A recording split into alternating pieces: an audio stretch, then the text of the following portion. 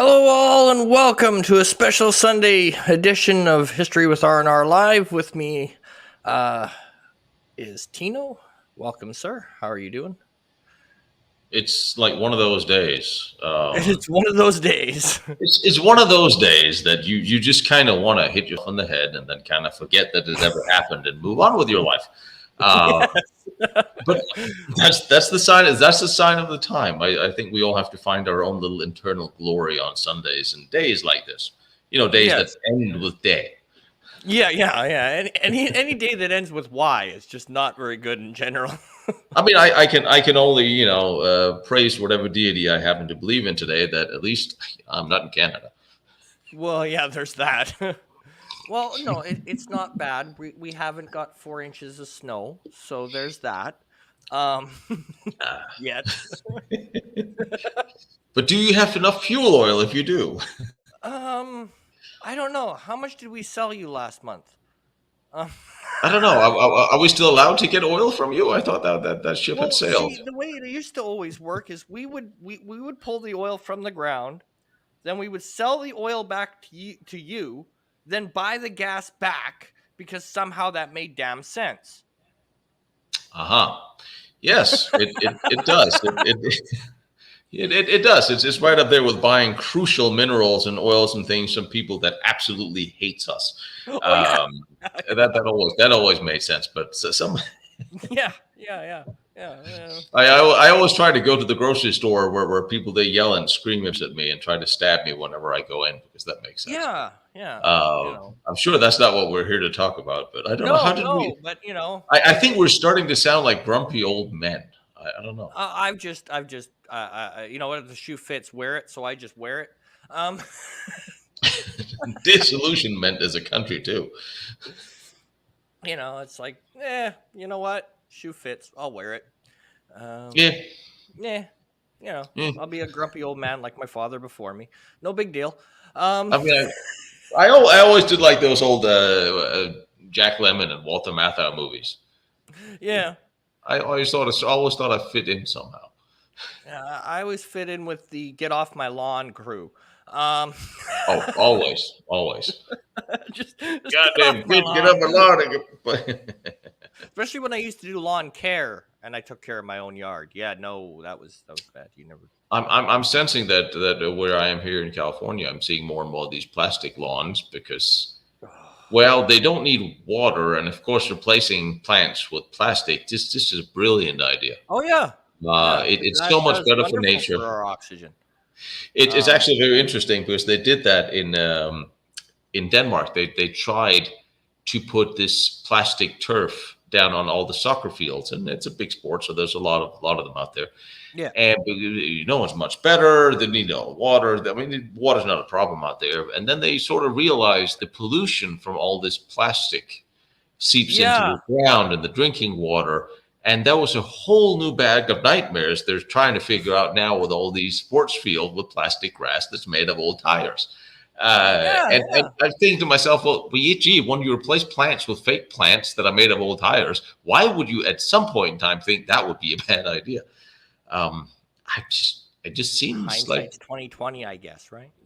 Common sense would have dictated it at some point in time. The problem with common sense is it isn't very common.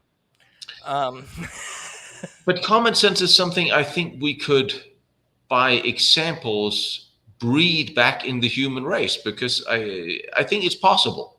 But we have to start somewhere because common sense linked to human decency. Because human decency should be common sense. So I mean, you can backtrack as a human species and go like, there's a way we can fix these things if we turn around from the digital abyss. Unfortunately, that's like, it's like I always laugh because you'll see these shows and they'll be like, if we lost the electric grid, we'd all die. No, some of you would. Some people would, yes. Some people would. Yeah. Well, that's just thinning the herd. Don't worry about it.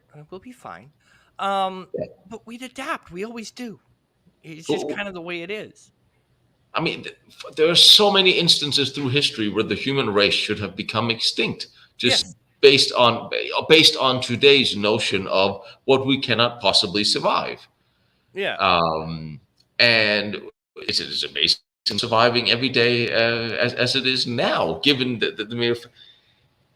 And it starts with, when you're a child, you have a human genetic common sense where as a baby you know very little about anything.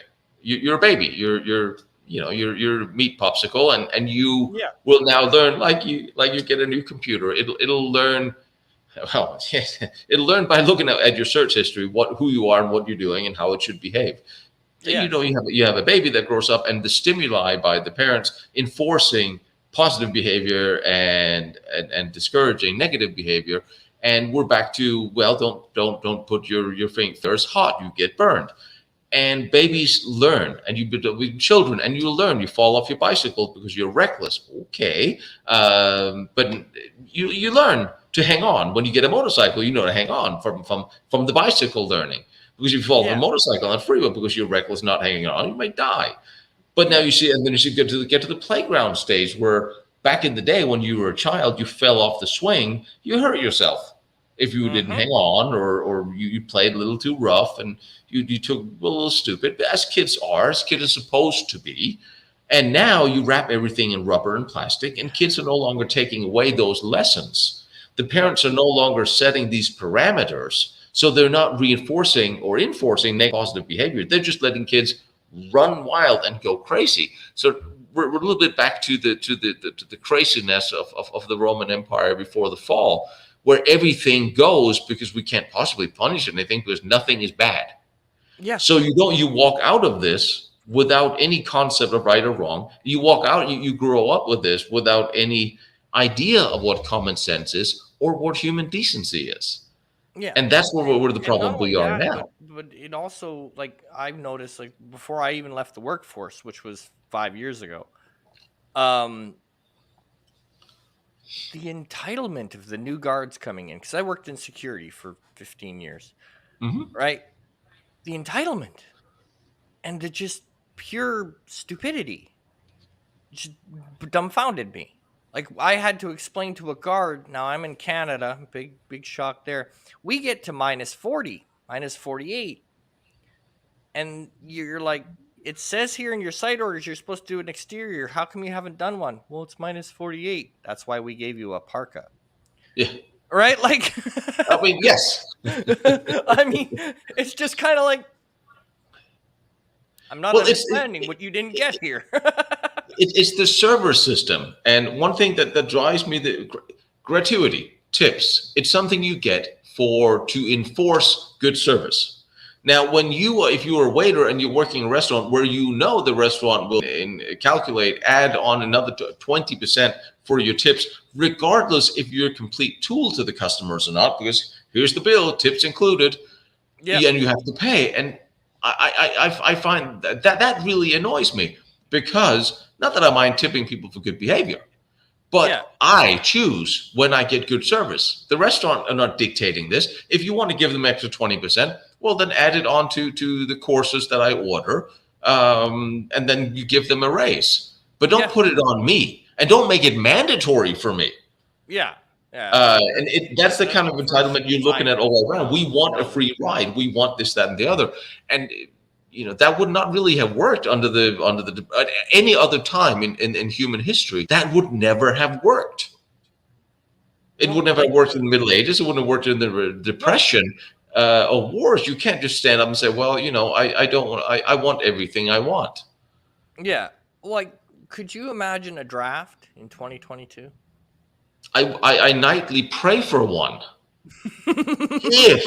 If we actually then are able to raise our soldiers in a way that would make them overcome hardship and put soldiering back in the military, then we actually have a chance. Because I mean, we all know what the educational systems they do to and I'm going to go with the civilized countries of the Western culture style civilizations, and we have all lowered the bar for pretty much everything from in education to the military. The military was the last bastion where you Yeah. could send in some complete impossible tool teenager and have a plausible human being come out that actually understood reward, punishment, and hard work. Um, because I mean, we all live in a civilization where we all need each other. We need to fit in. We need to sort of all pull our weight. And if you add a level of complete lack of direction and demand on a generation on from childhood, it's great. If I mean, if you're 40 and somebody stops demanding anything of you, you paid your dues, you worked your whole life, like, all right, I can handle sitting here and doing nothing for free for the rest of my life, fine. If you're a teenager, if you're a baby and nothing was ever demanded of you, it's Yeah. just like, this is like having a pit bull but you never train it. It Yeah. starts losing it starts pushing the parameters like all dogs do. And you know, guess what, we're human beings, yes, but we're still animals. And Yeah. if we don't have parameters holding us back or guiding our direction, so we fit into a civilization, we fit in with other people, then we start going crazy. Yeah. We're flock animals. And you know, the gazelle, you go to Africa, the gazelles, they all survive if they stick together. It's the one that can't keep up. Yeah. Um, and now we're looking at gazelles that are literally going over to the lion and telling, you know, hey, F you, okay? Yeah. Uh, Yeah. you know, that's wrong. Eat that tree over there. Don't eat me. Yeah. Yeah. We cannot exist as singular individuals. I mean, look at what happens with people that move on to cabins and do weird things. They become Ted Kaczynski. I mean, you need to fit into a civilized world, and Yeah. it's hard because now the world we're looking at is changing from common sense, from genetic human common sense. Because you know, you as a human being, as an animal, as all, we are raised with a sense of right and wrong. Yeah. And even if we're not raised with it, instinctively, we know some things. Genetically, we know some things. We know if you pull a baby who's never been out in the nature, out in the world, out of an inner city kid, and you tell, oh, there's an elevator, he knows not to go up and Yeah. poke the elevator, even if you've never seen one in his life. Just like a dog knows not to poke a snake. No one ever, he doesn't have to get bitten before he knows this. You just know these things. Yeah. And when you then start with the civilization where there's no parameters and that common sense knowledge is not reinforced, when you start fostering something that you genetically know is wrong, it's like when you go past a homeless guy on the street and you know you have $5 and you walk and you go by and you drive down the road, you pass him and you go, somewhere in the back of your mind you feel bad, because Yeah. you should feel bad, because Yeah. you have food in your table, you know you can eat, he maybe not, maybe he can't eat, and you know you could have made a difference for him, and you feel bad. That little feeling is what is going to make you stop the next time. Yeah. And that is what the that is what civilization, civilized society is supposed to be. It's supposed to, we all have that little voice that go, you know what I just did, it makes me feel bad. Yeah. It's like when you see somebody's about to make a difficult turn in the middle of traffic and you stop for them. I mean, well, maybe you don't, and if you don't, you drive on and go like, you know, I just made this guy's life more difficult and I didn't have to do that. I Yeah. kind of feel bad that I did that. So next time you'll let some schmuck who doesn't know where he's going in.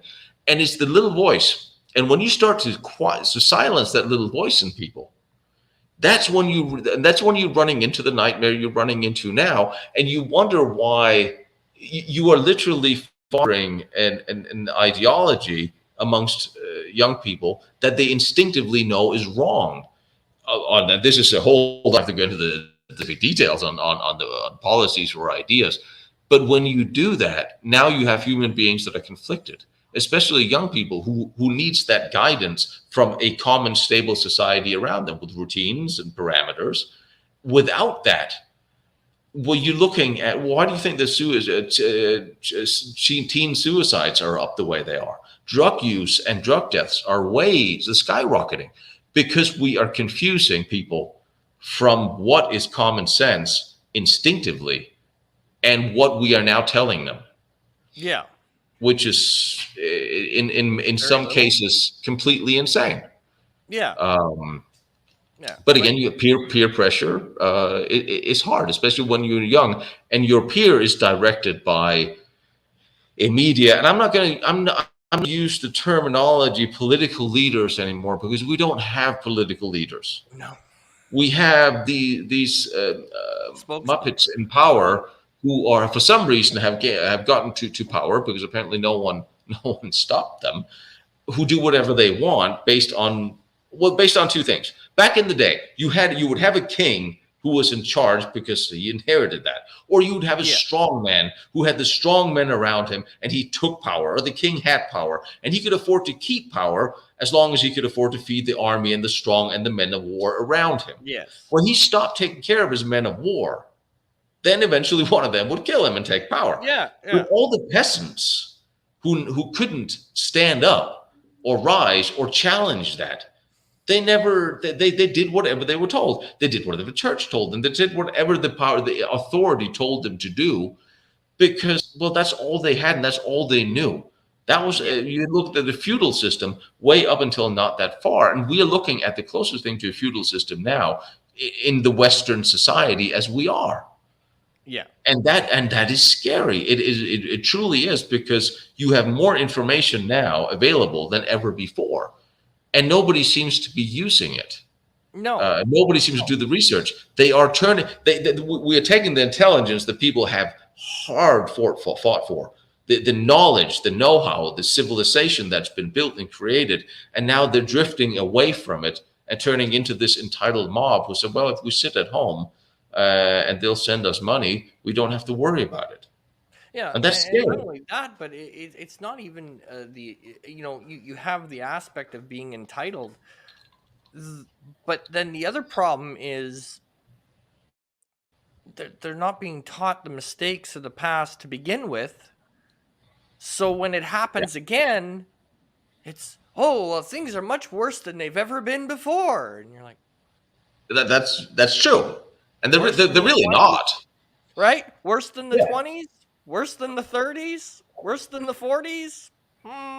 Maybe, But, right? but, but here's the problem. If and everybody's sort of expecting some sort of a recession or an event, and I could see things sliding off into a significant event because of the policies of the last couple of years have destroyed so much industry. And of course, you're looking at the harvest from Ukraine, and you have it's very hard from a historical and psychological perspective, a sociology perspective, to not look ahead and see problems coming.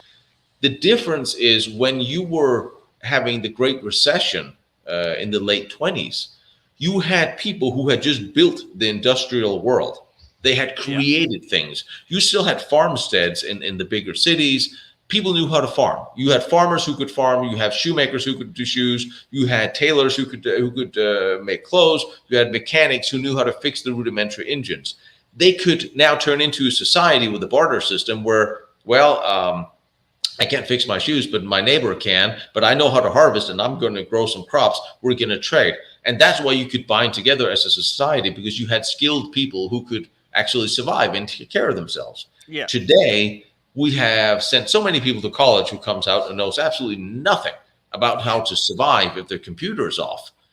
And that's the problem I think we're looking at. We have people who have no skill set when it comes to the real world. Yes, you yeah, have a bunch of unemployed soldiers who can fight and survive and go off and protect society people. But what are they going to do? What are we going to do as ex-soldiers when the flag goes up and the chip goes down? We're going to find out, all right, who has the food and the yeah, water? And then we're going to sit on it. yep, And if there's a strong man with bigger guns than us who's going to sit on it, we're going to look at our own self-preservation and go, well, all right, I'll do a deal with him and all the other dudes with guns, and we are now going to sit on this collectively. He has the yeah, biggest gun, so he's in charge. Now we're yeah, back there again, and now you have all the people living in the cities, and especially the inner cities, with no access to food or farming or water. Well, at some point in time, who's going to feed them? And now you're really looking at a dark time. yeah. And that's what, like, not everybody needs to go to college. A lot Yeah, more people need to go to trade schools. And that's why I would love to see conscription, because you would send a lot of more people into the military, where they would learn a skill set that would keep them alive when everything goes to crap. yeah, Potentially it will. And then what? yeah, and then you hit. There's no big reset button, unfortunately. Um, well, When the not electricity go, when the electricity grid, sorry, go ahead. not an instant one anyway. No, and when the power goes down, then the internet goes down. When the internet goes down, everything stops. All the freezers, refrigerators, everything will stop working. Okay, And power goes if down, blame Quebec. Manitoba had nothing to do with it. what did you not do now? Well, it's just, we might have switches up here that could turn off some of the northern states from having power, but that's besides the point. Let's not go there. I mean, the internet has a few. I think it was like 8, 12. I forget. I actually knew this because I knew the lady who built it. Internet architecture. You have a few large stations. If you take out 8 or 10 of them, the internet will go away, Yeah, and then everything will go away. And you yeah. talk about remote learning, you talk about electricity, and no, I'm not. Obviously, these are protected and secret and safe. But if somebody's determined, and we always have to look at the worst case scenario, and Yeah. if somebody's determined to hurt us enough, it's possible. It can be done. And if an idiot like me knows these things, there are bad people who knows these things. Well, and The it's not Russians, only the that, but Chinese, people with missiles know these things. yeah, and the other thing with it too is we're so we're so hell bent and determined that everything's going to be electronical, Yeah, right? Like everything is going digital. Well, okay, remote but what surgery. happens if we don't have that digital? Well, then our military doesn't move. Well, that's not good. Whose brilliant Oh, idea was this, right? yeah. I mean, you're looking at like remote surgery. Oh, it's great that we have the capability, but I would really prefer if the surgeon was standing right next to me, cutting my heart out, not through a Yeah, yeah, robot interface. yeah. And they keep talking about all these. I saw one the other day. Driverless cars. I don't want driverless cars. I want a person who can take responsibility at the wheel. I want Yeah, someone to blame, and especially because I ride motorcycles, and I know that the driverless cars have a problem seeing motorcycles. So I'm just really happy about this whole evolution. yeah. Well, Um, before we even get to driverless cars, I mean, we want cars that fly because we've mastered cars that drive on ground. and in and in the meantime, we're trying to get rid of fossil fuels. So we'll Oh yeah, absolutely. eventually, while having no alternative, because with electric cars, the technology is not there. We're trying to get rid of a technology that is proven and worked and replace it with some, but we don't have a replacement. They No. can scream about solar power and wind power and electric this, that, and the other, but the technology is not there to sustain the population or the demands. Yeah. And not only Um, that, but you need the old fuel to run the new fuel, and that's a failed system. Not to Um, mention that, of course, all the lithium and everything else where you need the rare minerals that you need to build all these electric cars comes from people who inherently do not like us, and namely the Chinese are sitting on most of them. yeah. And they're slowly migrating, buying up all of them, with the stated goal of eventually they want Chinese style communism to take over the Western world or everywhere. I mean that's pretty much been it's on their website. It's not a Yeah. secret. And the only thing that's sort of there's not a whole lot standing. Now people seem to be waking up to the fact that every country could be to a large degree self-sustainable. Yeah. And well, they were 200-300 years ago, short of a little bit of trade here and there. It can be done, Yeah. and we probably need to revert back to that, Yeah. just for the mere safety of having it. And we have enough natural gas and oils to sustain us for the next 100 years. And it's again, it's one they always. It scares me when experts they come and say, "Well, this is proven science." it always gives me a little heart palpitations because we seem to have seen experts for the past couple of years being utterly wrong. We Yeah. You can't have a conversation about global warming.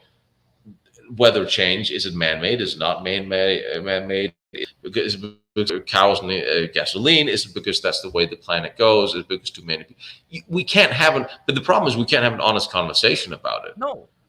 You'll have a panel of 9 people on CNN that all agrees with each other and sit there and pat each other on the back and tell each other how brilliant each other are, and then they'll say, "Well, that settles it." So yeah, but where's the 9 people who don't agree with you? Yeah. And if you read the hockey stick, the report, you'll actually find out that it is not exactly the way it was interpreted. And Yeah. tons of lawsuits going on that we don't need to be part of. But it's just sad that we have information we cannot have an open conversation about. No, because Um, the word debate has been almost removed, yes, that's almost offensive. right? Like, you have something called an argument, not a debate. And it's Yeah, in every aspect of life, right down to fandoms, right?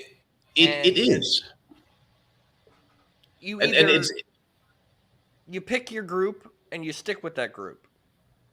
yes, and the groups. It's interesting because if you belong to a group, um, like there, if your grandparents and your parents have belonged to a certain political party, you are probably going to grow up with those friends and beliefs around. But what if you then belong to that political party and that party decides to change in a way that your grandparents most certainly would not have agreed on? Yeah. Um, you're going to stick with it because everybody's afraid to stand out as an individual, and that's scary, especially when you're a young person. That's why like was it they always said that young when you're a teenager, you have to be you're liberal because otherwise you would have no heart, and by the time you turn 30, you're conservative because otherwise you would have no brain. Yeah. Um, and when I say conservative, it's not I'm going back and forth between political parties. I mean conservative, fiscally conservative. Let's start with that. It's very simple. If you spend more money than you have, you will eventually go broke and you will have no food. What happens Yeah. if a country does that? I mean, we have countries that are begging us all to take as much credit card debt as we can. And then we have the same countries that are borrowing enormous amounts of money, especially the past couple of years, have completely outrageous. And anybody with common sense will sit and go like, this is not sustainable. This is Yeah. money that will never be paid back. And what happens? Sooner or later, the bank will foreclose. Yes. And we don't even know where all this money has gone. So at this point in time, money is this abstract concept. Yeah. And I know how much money I have if I have it in cash. Yes. And I prefer it that way because it's a physical entity that I can go down and buy food with. And it Yeah. scares me that there are certain countries that are fast tracking getting rid of cash Yes. because, well, if let's put it this way: if you trust your government enough to No.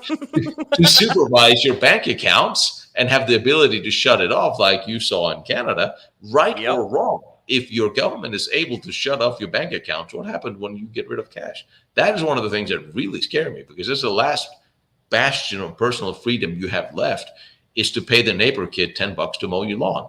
Yeah. Like that'll ever happen Well, because now he's an well, first entitled you have little to find a shit neighbor who kid that wants to will get cut your 25 lawn, bucks but to do it. I mean, you have to find a neighbor kid that will cut your lawn first. But Yes, and then you're gonna have to pay him 25, $50 for it because now he's an entitled now crap he's got a who trade gets. union. Oh yeah, I know, and then you get yeah. But local 492 or something, I know, and then and sooner or later, and if you text about it, and the IRS finds out, then they're going to go take half his money for doing it. Yeah, Uh, exactly.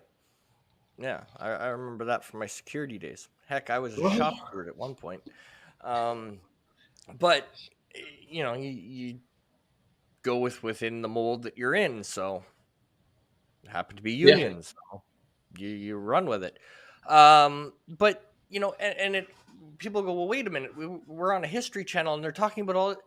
If you think about it, every problem we face in today has either been done already, faced already, but the problem is we don't teach it.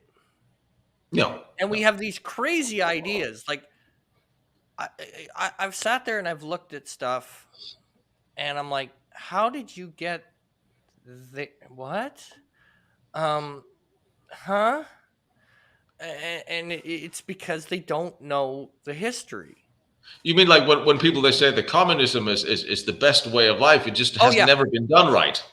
Yeah, yeah, yeah, exactly. It's just never been done properly. That's the problem, you know. I mean, yeah. I mean, it's like not like Yeah, Stalin and Mao obviously.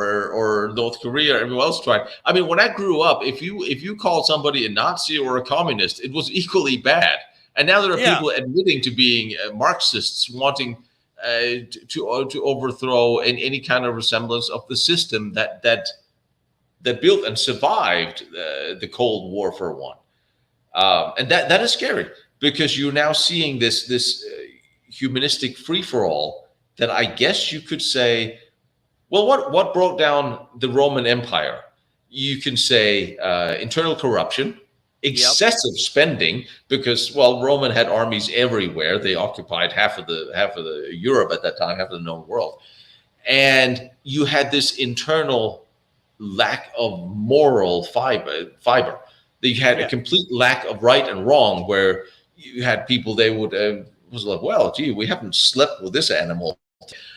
yeah, Um, I mean, it became this complete crazed where everything goes, and we're just money. And the money, they went bankrupt, and they looked at themselves, and this is not going to work. People did not want to be part of a corrupt empire, so all the tribes started rebelling, and then the Roman Empire fell apart. And that is such a staggering parallel with what we're seeing in the West today, except we seems to be wanting to speed it up, yeah. Oh, built that we're surviving on, that keeps us alive. yeah. And It's crazy to me because the you know the I think one of the first things I learned, well, in one of the first quotes that really hit me was, you know, learn from history because or you're due to repeat it. That old thing was always in, like, it was almost like it was on a plaque on everybody's wall, right? yeah, yeah. And then somehow somebody went through, took all those plaques down and just went, nobody, nothing to see here, nothing to see here. I know. And then they put up in the universities a whole bunch of statues of Marx. Yeah. Like, it's like I remember thankfully they reversed this, but I remember when my kids were in grade 5, 4 or 5, for a couple of years the teachers were told, okay, you're not allowed to fail and you're not allowed to give a 0, right? I So didn't have if that the kid problem. didn't show up for the exam, you couldn't give them a 0. You had to grade them on what you thought they would have done. Uh-huh. So was that As, an as appropriations thing that if the kids, too many kids failed, they wouldn't get they get their annual money? pretty much. Ah, I mean, it's like military appropriations. If you don't spend this year's budget, you can't carry it over. You just won't. You'll get less next year. So everybody's spending stuff that they don't. There's no fiscal responsibility. I wouldn't see why different in the schools. They all fail because you all suck at teaching or whatever you suck at, or then yeah, that makes perfect sense. I remember we had this was a good decade ago probably, where some 134,000 kids didn't graduate high school here in California, and they were wild protests because they still wanted a diploma. Yeah, And I was wondering, what do you want the diploma to say? I Um, failed. we can print you out a piece of paper saying that you failed. Yeah. You I get a mean, like, diploma. participation trophies. Yes, Those ones came in, right? yes, Because it wasn't fair that, only the winning team got the trophy, We can't have that. yeah. You might Um, not be able to see the end from there, but it's pretty damn close. right? I It's mean, that's sort of the end of the line. When yeah, no, it's there's winners and losers, Losers get to regroup and fight the battle all over again, and winners get to go home and sleep with the prom cream and tell everybody how they did it. And that's not everybody needs to get a diploma. They need to, maybe they need to do something else. Not everybody needs a master's or a PhD. Actually, it would probably be better if not everybody who had one had one. Not that I'm in You any brought way, out a but think comment from our the channel's friend here, Mr. CCDV, because he used to have to deal with those budgets. I mean, I think anybody who's been in any military, because it's the same everywhere apparently, towards the end of the fiscal year, well, we have gasoline and munitions left over, so we're now going to fill up the trucks, drive in a circle around the country until we have no more gasoline, and just go to the range and expend all rounds because we have to, and then go back and say, see, we need more. Yeah. And yes, it's things don't work anymore. No, and we don't build anything to last worth a darn either. Tell in California, where the population have expanded 100% since 1970, and we have not built one single new water reservoir since 1970. Yeah. England, if you go to London, they have not built a new reservoir since 1989. Yeah. So we are expanding our population globally, or we locate. Well, globally we're expanding, and the West is taking in all these people, but we are not preparing the infrastructure for it. No, I mean, it is just. But of course, I mean, why would and you go, well, why is no one seeing this? Well, everyone who's seeing this are probably telling their way all the way up, and halfway up the ladder of that conversation, there'll be someone going, I'm not going to tell my boss this because he doesn't want to hear it. Yeah. And there's a politician going, I don't want to hear this because there's no votes in this. Yep. Who's going to vote for me because I build infrastructure that no one will benefit from for another 5-10 years until it's done? Yeah, that's gratification. Exactly. And that's the problem we have with politicians. They are no longer, and that is across the board now. Yes, you understand if you go to, and I'm wording how to word this without offending anybody. If you go to what we would refer to as a third world country back in the day, where you have some junta or some dictator or some strongman, as we have all in a large part of the world, they're actually very true to democracies and civilizations if you really look at these countries. So you have these strongmen, they're sitting there gaining power for themselves, they're enriching themselves and their family and their friends. That's the way it's always been. I get it. Yeah. But now if you go to what you call Western style civilizations or cultures, there was a check and balances a little bit where you had two parties that trying to keep each other in check, and they sort of had to do something for people because otherwise they would get voted out. Yeah. And no, we don't have that anymore. We don't have politicians on any sides who gives much of a damn, and that's the problem. They're not of any of the people. They're doing their thing to enrich themselves, and at best they'll come out with their talking points and they'll promise what they're going to do if they get elected this time. It's all about getting elected. It has nothing to do with doing anything that's good for the country or the people. There seems to be this abyss between, and we can't seem to get rid of them because it doesn't matter who we vote for, we get the same thing. Well, it's because and this I don't usually get political, but this is my opinion, so opinion portion of the show. It's because they serve the same people. Themselves. And I don't mean like these 5 people that meet once a year. No, we can get away from that for a second. Take a look at your capital, whatever it is, Ottawa, Washington, D.C. They serve the same screaming heads. Yeah. Right? Whoever screams loudest and has the most money, usually their policies are put through. Well, the funny thing is, the people who have the most money usually don't scream very loud. They just sit behind the scenes and pull the strings. The one that screams the loudest are the ones the politicians are appeasing because they don't want bad publicity, because it may, if it were possible to vote them out, that might actually happen.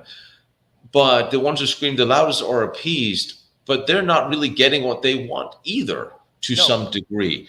And you just look at um, at the racial situation, who's doing what for who, and I don't want to get too either. But there's just certain promise. There's one party that always seems to promise something for minorities, but for 50 years they've never delivered. And you wonder, well, why? Promises are just not enough anymore. You no, can't keep promise that I will do this and do this 10-second soundbite. And the scary thing is, again, because we have this small clique who are protecting a permanent bureaucracy of people who's protecting their jobs, and then you have a media whose adherence to that. You have, and that's the problem we really are having. The problems in the world have always been the same because human beings have always been the same. But the information flow have been, well, you go 1,000 years back, there was very little information unless you met with traders, you met with people coming on ships or went through your village, and you'd learn a little bit about what happened in the outside world. People would grow up and die in roughly the same place. And today, people are not really that different. They grow up and they die within, I think, 70% die within 50 miles of where they were born. So it's not yeah, the people they travel and see that much. So now they're depending on all this massive information. The problem is the information is controlled by so few people that unless you go out in the world and see for yourself, you are sitting at home and you're a slave to the information you're getting. And when that is controlled by the same handful of people, you're never going to actually learn to expand. And most people, they don't have the time to start. Well, this politician promised me this. Well, yeah, I'm sorry. I'm working 2 jobs and my wife is working 2 jobs and we have a kid and we're trying to, not me, but hypothetical family. yeah, Everybody's working 2, 3 jobs to survive. They don't have time to spend hours going online, going back to what these said and promises and speeches. And he said, she said, and where's the documentation? Who did that and the other to find out if what they're saying is actually true.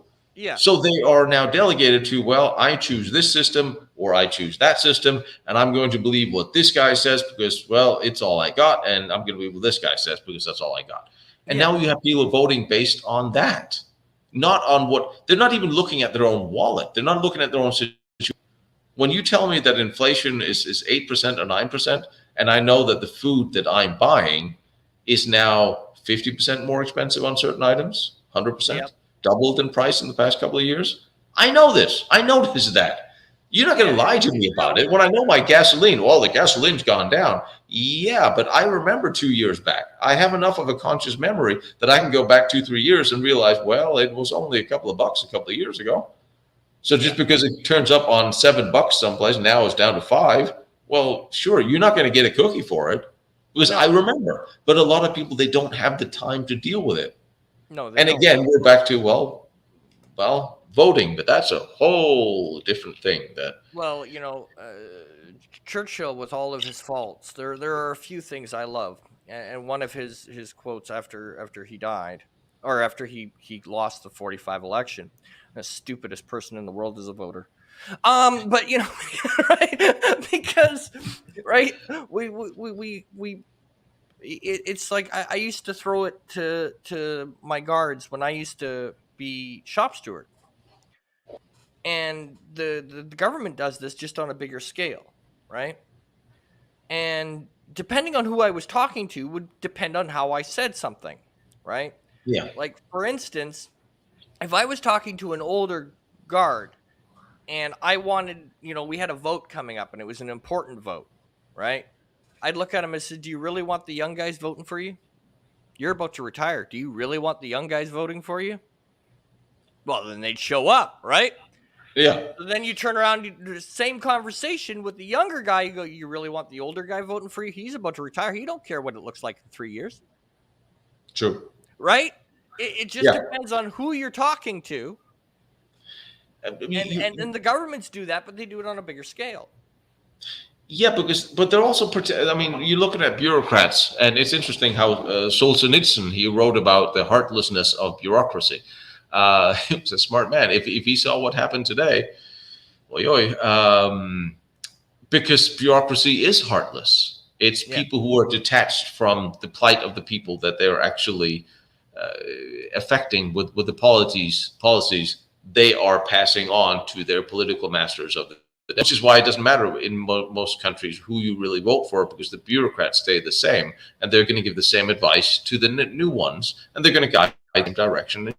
Same thing as you always get. So you have a permanent bureaucracy. So not only do you have to actually, to make a difference, do you not only have to replace the politicians at elections, you also have to pretty much replace most of the senior officials, if not all of them, because those are the ones actually guiding the policy.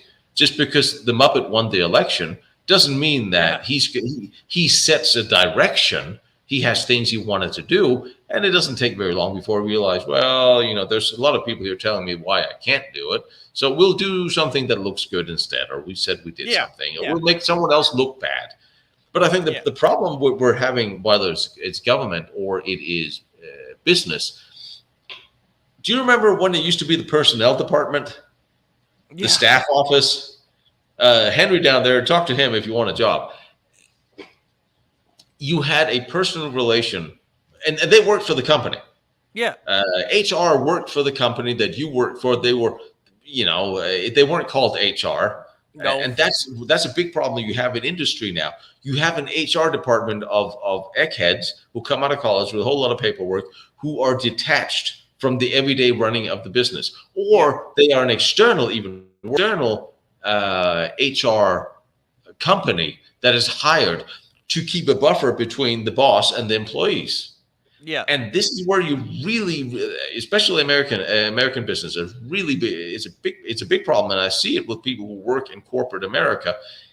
And you kind of wonder why it's not surprising that people are waking up going like, I don't want to do this anymore. Because when Bob hired you, you had an allegiance to Bob. And if there was a problem, you'd call Bob and say, you know what, can we fix it? I don't like this. Or Bob had, you fucked up. Could you unfuck yourself? You had a rapport between you and the guy that hired you because he was in the company. Maybe it was the boss that hired you. And you could talk to the boss because he hired you. Now you have this intermediate non-caring HR department who is, on one hand, legally trying to keep all the employees sort of out of trouble, as in guiding them in the direction that they want, making sure they have their legal back to the wall, so protecting the boss from employees if they do anything wrong. And I'll give you an example. In parts of the military now, we are infected with all these courses we take, FEMA courses, all these different courses that are only online, and so are the answers, by the way. And you have to do them so you can send in a diploma. You learn absolutely nothing. If you spend 10 hours on your computer trying to answer all these courses, by the time you hit send, and you get your diploma in an email, and you think to yourself, what did I just do the past 8 hours of my life? I remember none of it. Yeah. And there's no practical application. You don't go touching a piece of machinery, and it's all these abstracts. But the moment you've taken the course, you send in the diploma to your command. Now they can go back and say, well, liability not lies with us. He took the class. He should have known better. Yeah. And it has nothing to do with making people better soldiers. It has nothing to do with teaching people anything.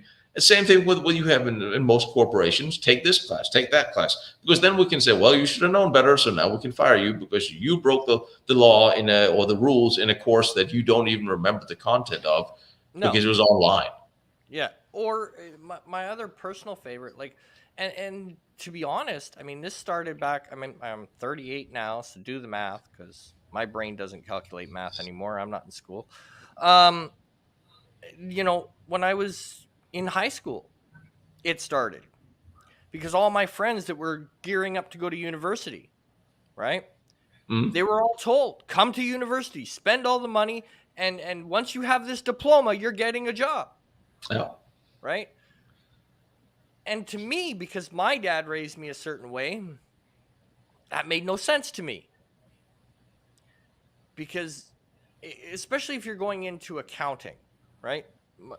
A good example of two of my friends were both going into accounting because for some reason they loved math. I never understood this. But anyway, so, right? I don't understand these people. Anyway, so Duke! And, sorry, I'm babysitting. One volunteered and did a whole bunch of like just volunteered during his university. So he would volunteer with a nonprofit to do some of their low end accounting. The other one didn't, just did the courses. One has a high paying job right now, and the other one doesn't. Sorry. Right? Because the one who did just university gets out of university, goes to apply for an organization to be their accountant, and they go, "What experience do you have?" Right? Yep. None. I just got out of university. The Exactly. guy That's who exactly right. volunteered and did that stuff I volunteered here all throughout my university days. Oh well, we'll hire you. Not the guy who just went through university. But if you ask the universities, oh no, all you need is us. Once you get through our university program, you'll have that top dollar job. That's exactly right. Right? They did a study a little time ago, and by the way, I'm babysitting two puppy dogs here. That's why I get notified that there's stuff going on here for a while, and just getting we need a snack kind of thing. And they did a study that's if between a gardener and a doctor, and about from the earnings, where the guy who doesn't go to get a high school, he becomes a gardener, and he works his whole life as a gardener, starting at 18. And then you have the guy that college debt, goes to medical school, medical school. Years later, he gets out of all of this schooling and all with an enormous debt and goes to work. And finally, yes, he now starts making more money than the gardener. But if you look at the lifespan, they made about the same. Yeah.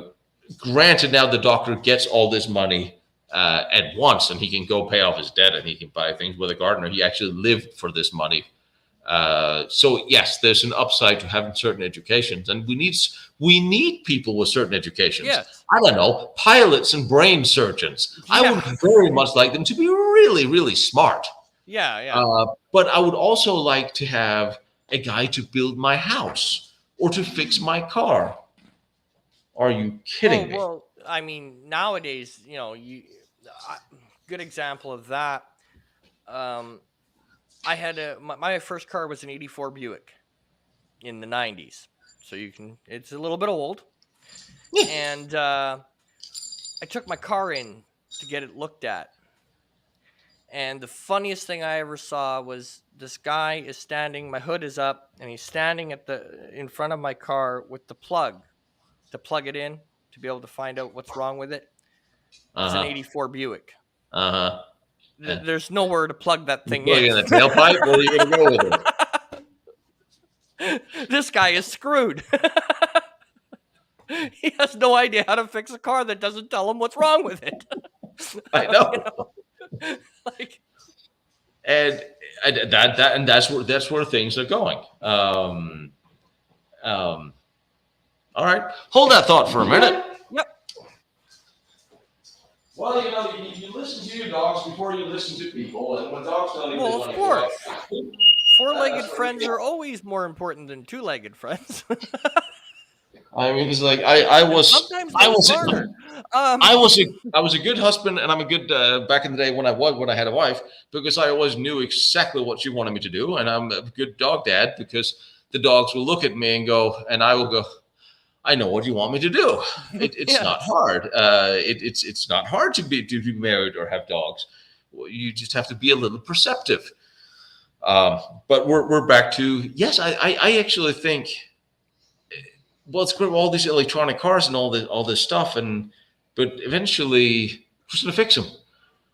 Who's going to build? You have all these. There was a Tony Blair that came out and said, "Oh, 70% of all Britons need to go to college." No, they don't. No. They need to go to work. They need to get an internship. They need to learn how to build houses, fix cars, and paint them, and fix the sewers. Yeah. And nobody wants these jobs. Germany, all over, you have like months waiting for these people that are a critical part of infrastructure. And you get rid of the critical part of infrastructure, you can have all the computer nerds in the world. If they can't fix your toilet, when it's Yeah. flooding, you're going to have a really bad day. And Yeah. then at some point in time, are you going to start connecting the dots between, well, between the policies that led to this and to the fact that your toilet is now spewing like a, whale in the ocean? Yeah. Because they are related. Yeah, It's, exactly. and Well, and and not that only that, but I mean, I remember most of my friends from my generation, which isn't that long ago in retrospect. Um, we all became little jack of all trades. We all knew a little bit about our cars because that was important, right? We had a car, we needed to know yeah, something about it. The basic running. We couldn't yeah, rebuild the motor, but we could at least semi-diagnose what the heck's wrong with it. yeah, And minor repairs we could do. Minor repairs around the home, you did them yourself. You didn't bring in yes. a contractor to do that. Minor stuff you did yourself. So you learned little things along the way, but now it's But we're also backing ourselves into a corner in the sense that, all right, so we're raising people without a whole lot of common sense, a lot less know-how, and now because people don't have the ability to be self-conscious about what is right and wrong, now you need to start making more rules and more laws why this can't be done and that. Oh no, you can't do this, you can't do that. Where back in the day you had enough common sense to go like, yeah, I know I shouldn't do this or that or the other. And then you start getting like when I'm on TV shows, union TV shows, and I see the grips and the crew, they're struggling carrying cables or whatever. I would always get in trouble for offering to help them. No, no, no, no. We're a union. We can't do that. You're not allowed to touch this. Well, there's a switch here. Can I flip this switch to put the light on in the studio? No, no, no. We need an electrician to do that. And you go like, well, no, we don't. yeah, Um, can I rebuild the part if I know how to? No, you can't. You need a professional to do this. You need a professional yep, to do that. You need a professional to do that. So you can't do it yourself because now you no, have laws against you doing things that you you do used it to be yourself. able to Yeah, do. yeah. Well, And I where's mean, that come going on. to go? I don't know how we ever survived without putting hot on coffee cups. I mean, come on now. How did we ever survive without the word hot on the coffee cup? I mean, come on. That's it. That's exactly it. Oh, Jesus. As a civilization, how did we ever survive without hot on the coffee cup? I mean, fire hot, you get burned, fingers off. Yeah, And don't play with knives, you get cut. You get cut. Guess what? You know that next time. And that's yeah, what I think that there's a lot of valuable life lessons that children need to know. They need to learn that there are certain things you don't do. That's what you need. They need parameters. They need a little bit of discipline, just like so they don't grow into these completely insane adults who does whatever they want to do. Um, which will make the country or society dysfunctional. yeah, And that's why you have certain problems. And this is where everybody gets because you can't. Again, we cannot have an honest conversation because everybody gets offended. Then everybody gets and starts suing or this or that or the other. But the problem is, so what if you get offended? If yeah, someone tells you the truth about what you instinctively know is right or wrong, you now have politicians or actors, Hollywood or whatever, who are sitting staring at a camera, telling you something they know is not true. And they know because some of them are, for better or worse, intelligent human beings, but they're saying it to placate that a group that will otherwise yell at them, and no yeah. one Or yells back. the other evil, which is the false sense of security. Yes. Right? Such as, back in the day, now I wasn't alive for this one, but back in the day, you do a little research, do a little reading. They used to tell you that if an atomic bomb was dropped, you hide under your desk and you will be perfectly fine. Your Right? wooden desk. You remember reading about this fun stuff, Yes, right? you hide When a under nuke kindling. goes off, all you need to do is hide underneath your desk and Your cover wooden like desk. this, and you will be fine. Yeah. Now, I you know what? Ever since the dawn of time,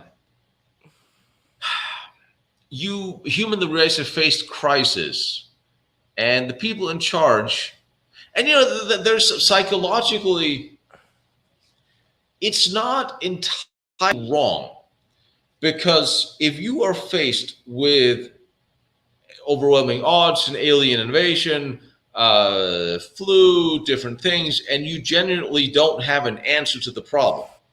If you go out and tell your population, I don't know what to do, we're kind of effed here. Sorry, guys. Exactly. Number one, you're definitely not going to get reelected if the planet doesn't destroy itself by then. But you also have to give them something to do. Yeah. It's the same thing as if you're in same thing as all the way down to unit tax. If you have a squad, you have your soldiers, and you know something, you have an overall picture, you came for a briefing, you know you really are in trouble. You're not going to tell your soldiers that you really are in trouble now. You're going to start telling, well, 10,000 tanks are going to come over there. We're going to survive this. You're going to dig trenches. Yeah. And everybody can that ain't going to work. But no, do it anyway, because it gives them something to do, and it gives them a sense of safety that, well, we're doing something that will keep us safe. Yeah. And without, saying anything that'll offend anybody, but you look at what the CDC have come out and said, you look at what all the studies have come out and said about the thing that they have currently told everybody to do to stay safe. And we all know it doesn't work because the science says so. But initially, tell them to do this and this and this, because at least it makes them feel they're doing something. I sort of, from a psychological, understand that. But you have to then, in lieu of new information, have to dial it back and change it and go. You can't be afraid to go and say, you know what I told you ain't right. This is the correct way. After the crisis has passed. Yes. Because you now lose credibility. When you say, I can protect you from the alien invasion because you're all going to wear foil hats and you're going to dig trenches and smoke pipes, and the aliens will be afraid of you. And then when half the Earth's population have been killed by all these aliens, but you found out that actually just shooting the aliens in the head actually saved the world, you're going to tell, the foil hat thing, I was wrong about, but now we know. Yeah. You got to go out and actually afterwards, after the fact, this is based on the best information I had at the time. Yeah, exactly. And nothing wrong with that. No. But politicians are terrified of going out and say, you know what, I was wrong. Yeah. And so we're human beings. We make mistakes. Suicide. You can't be wrong. It's always, or if all else fails, blame the other guy. Exactly. Right? Like, if all else fails, blame some other guy. We had intelligence from the aliens that said that this particular thing, the aliens had weapons of mass destruction. Yeah, we need a fall guy. Make sure there's one in place before I go live with this. Exactly. Before I go live with this, make sure there's a fall guy. And that's the way society's built. And I mean, would hiding under your desk done anything? No, but it calmed the nation. Exactly. Right? It gave you a sense of, well, this will. It didn't hinder the nation, but it gave you build all these little fallout shelters that was built around American towns. I mean, I love it. It gave people, just like during World War II, when everybody's collecting cans and pots and pans for shells. Well, none of these frying pans were ever turned into shells. Yeah. But it gave them a sense of, the only time that initiative actually worked, and I always love to talk about initiative, personal initiative, military initiative, because you do say things. And the one time where the most unlikely person in the world, Joseph Goebbels, took an initiative and asked the German population for help, starting collecting winter clothes for the. I always liked this, and I really was surprised that of what he did, because he was actually smart enough to know better.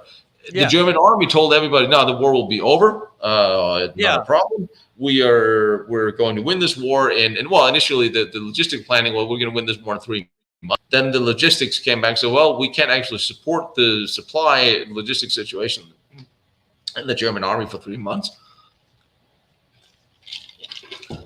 Sorry. All right. Then they revised it to 12 weeks. And then eventually it came down to, well, I think Barbarossa should have been over in like 9 weeks because that's all the logistics they could handle. Yeah. Well, of course, when we then came to the Winter War, already in the late summer, Goebbels saw, well, this is not going to work. We're not good. This is going to be a longer war. We don't have enough winter clothes. And the German army lied. They lied to Hitler. They lied to him. They lied to everybody. They brushed him off. Said, no, we did. We had plenty of winter clothes. They showed Hitler off the little bit of winter clothing they have. And he's like, I'm not buying this. I'm going to take initiative. So went out and put these public campaigns together saying, we need to start collecting your furs, your clothes, you see German soldiers running around outside Moscow in ladies' furs and things. And they all were so mad at him. Oh, this is demoralizing. How to do this? This is real. But it was the right thing to do, and it saved lives. Yeah. So sometimes I'm not entirely sure how we got from the world is going to heck in a handbasket to Joseph Goebbels. However, we do because it's propaganda. Yeah. And he was really the father of modern propaganda. And if you look at the way he controlled information, the Nazis were very, very good at this. Hitler started buying newspapers already in 1921. Yeah. All the information. And now we have a group of people who are, well, policing the internet, and nobody reads newspapers anymore. So, I mean, come on, let's just be honest about it. And you look at the news, you look at the media, you look at documentaries, you have now controlled information by a very, very small section. And that is scary. That's why they don't like paper books, because, well, you can edit a website in a heartbeat to take out information you don't like, because if you like it today, well, in 2 weeks, it may be politically incorrect or it may offend someone. You can't do that in a book. No. That's why I like books on the shelf, because at least I can pull it out and say, well, he wrote this in 1955. Here it is. Yeah, exactly. You can't just delete that. You have to come into my house and try, though. They'll try. Well, they do, yeah. I mean, the other thing, too, with it is you sit there and you look at it, and there's the information that's being out there.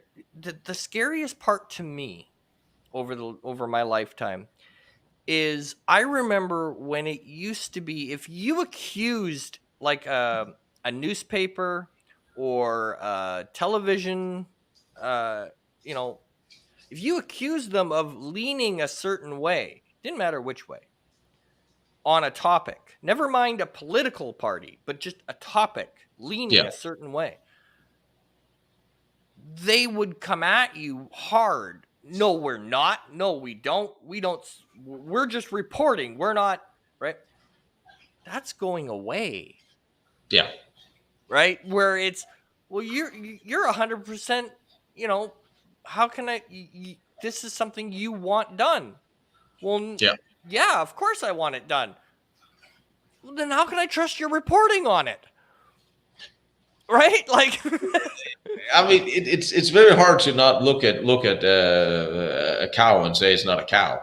They try. But they do, and it's interesting. You wonder if politics was ever as volatile as it is now. Well, would it? I mean, it has, and it has been. Politics have always been volatile. Duels have been fought in the House, in the Senate, on the floor. Politicians have challenged each other worldwide to duels and fights, and they've killed each other. I mean, you still see some here and there comes out of different countries, parliaments, where fist fights break out. Yes, politics are volatile. Yes. And I think if the media as a whole globally would be more balanced to less opinion and more information by actually just showing this is the full extent, because they're manipulating everything, because they need a sensation, because they need commercial revenue, and all boils down. Maybe the communists are right. But you boil it down to when the soundbite. You don't show what's said, not the context. And you need to make. I remember growing up with these very dull news shows of dull little gray old men and women sitting in their suits talking into a camera and showing very long clips and interviews of politicians or this or that and explaining what happened. Yes. I don't remember growing up. I don't remember 20, 30 years ago.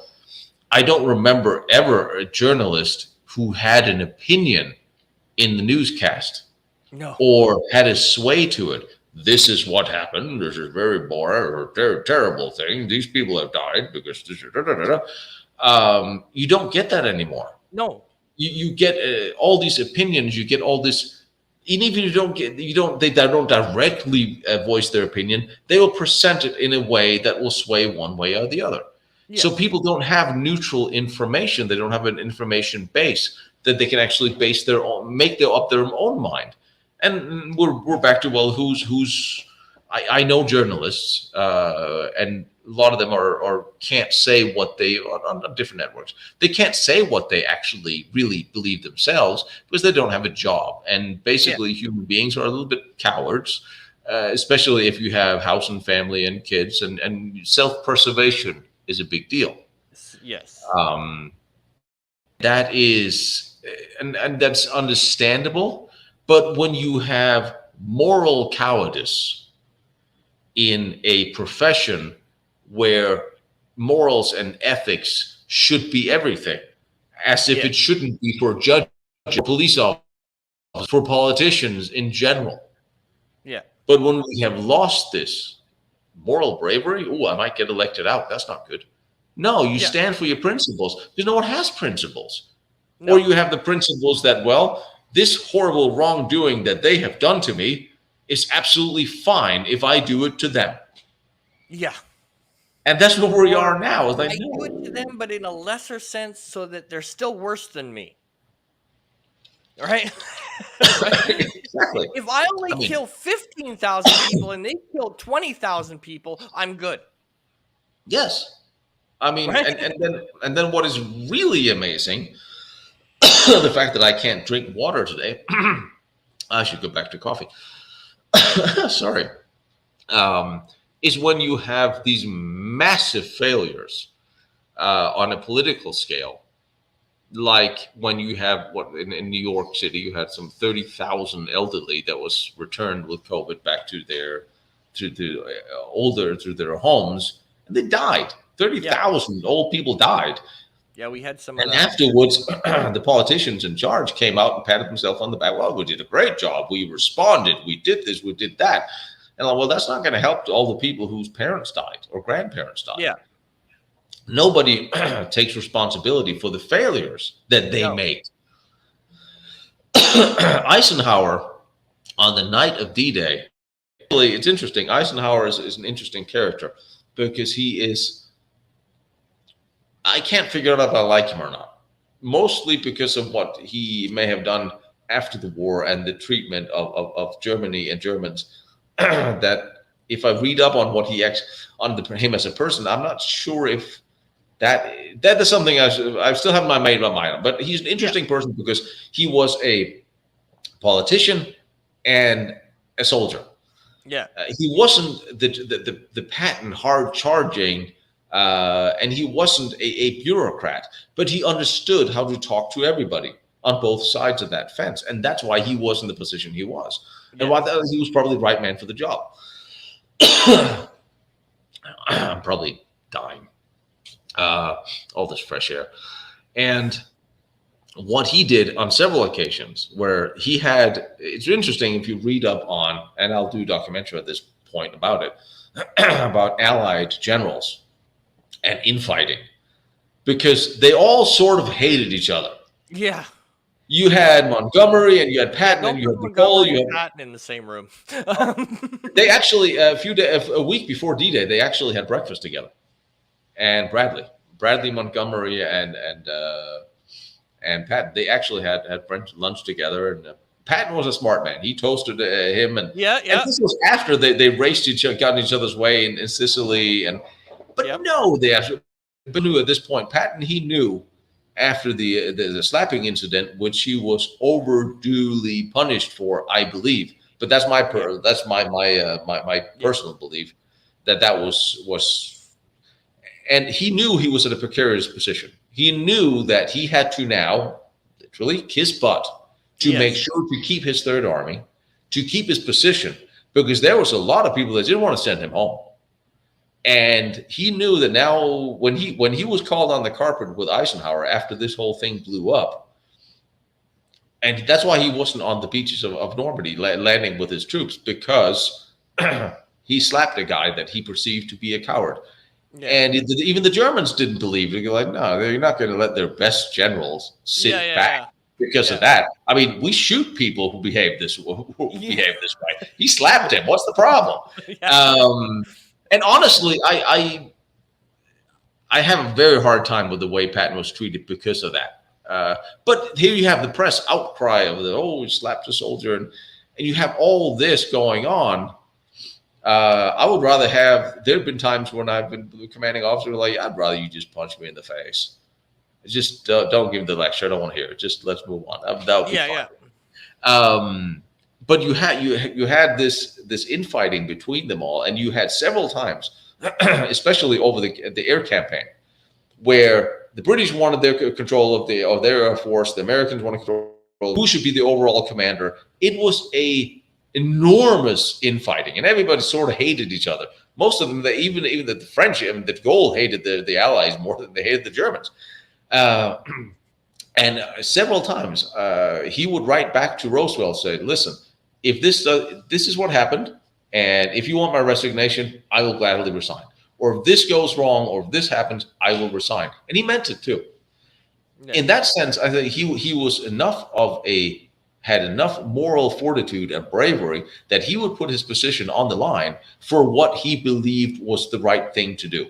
Yeah. And we all know the letter he wrote the day before, or the night of before the invasion actually began. Because we all know about the weather, and it wasn't sure if this was going to happen. It was going to be a success. Didn't know if the Germans were going to repel them on the beaches. And he wrote a letter that he was going to, the press release he was going to make if the invasion failed, taking full responsibility on himself for making the decision.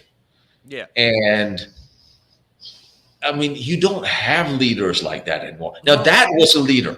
Yes. That was a leader. And you have, and you had MacArthur. He was a bit of a ham, and Patton most certainly was a bit of a handful. But you had leaders that would inspire their men, that would inspire the nation to do things. You had the Guderians, you had the Rommels, you had great, even Churchill, like him or love him, hate him, love him. Churchill. I'm very much not a fan of a lot of things he did, but he still took charge and did what he thought was right for whatever reason.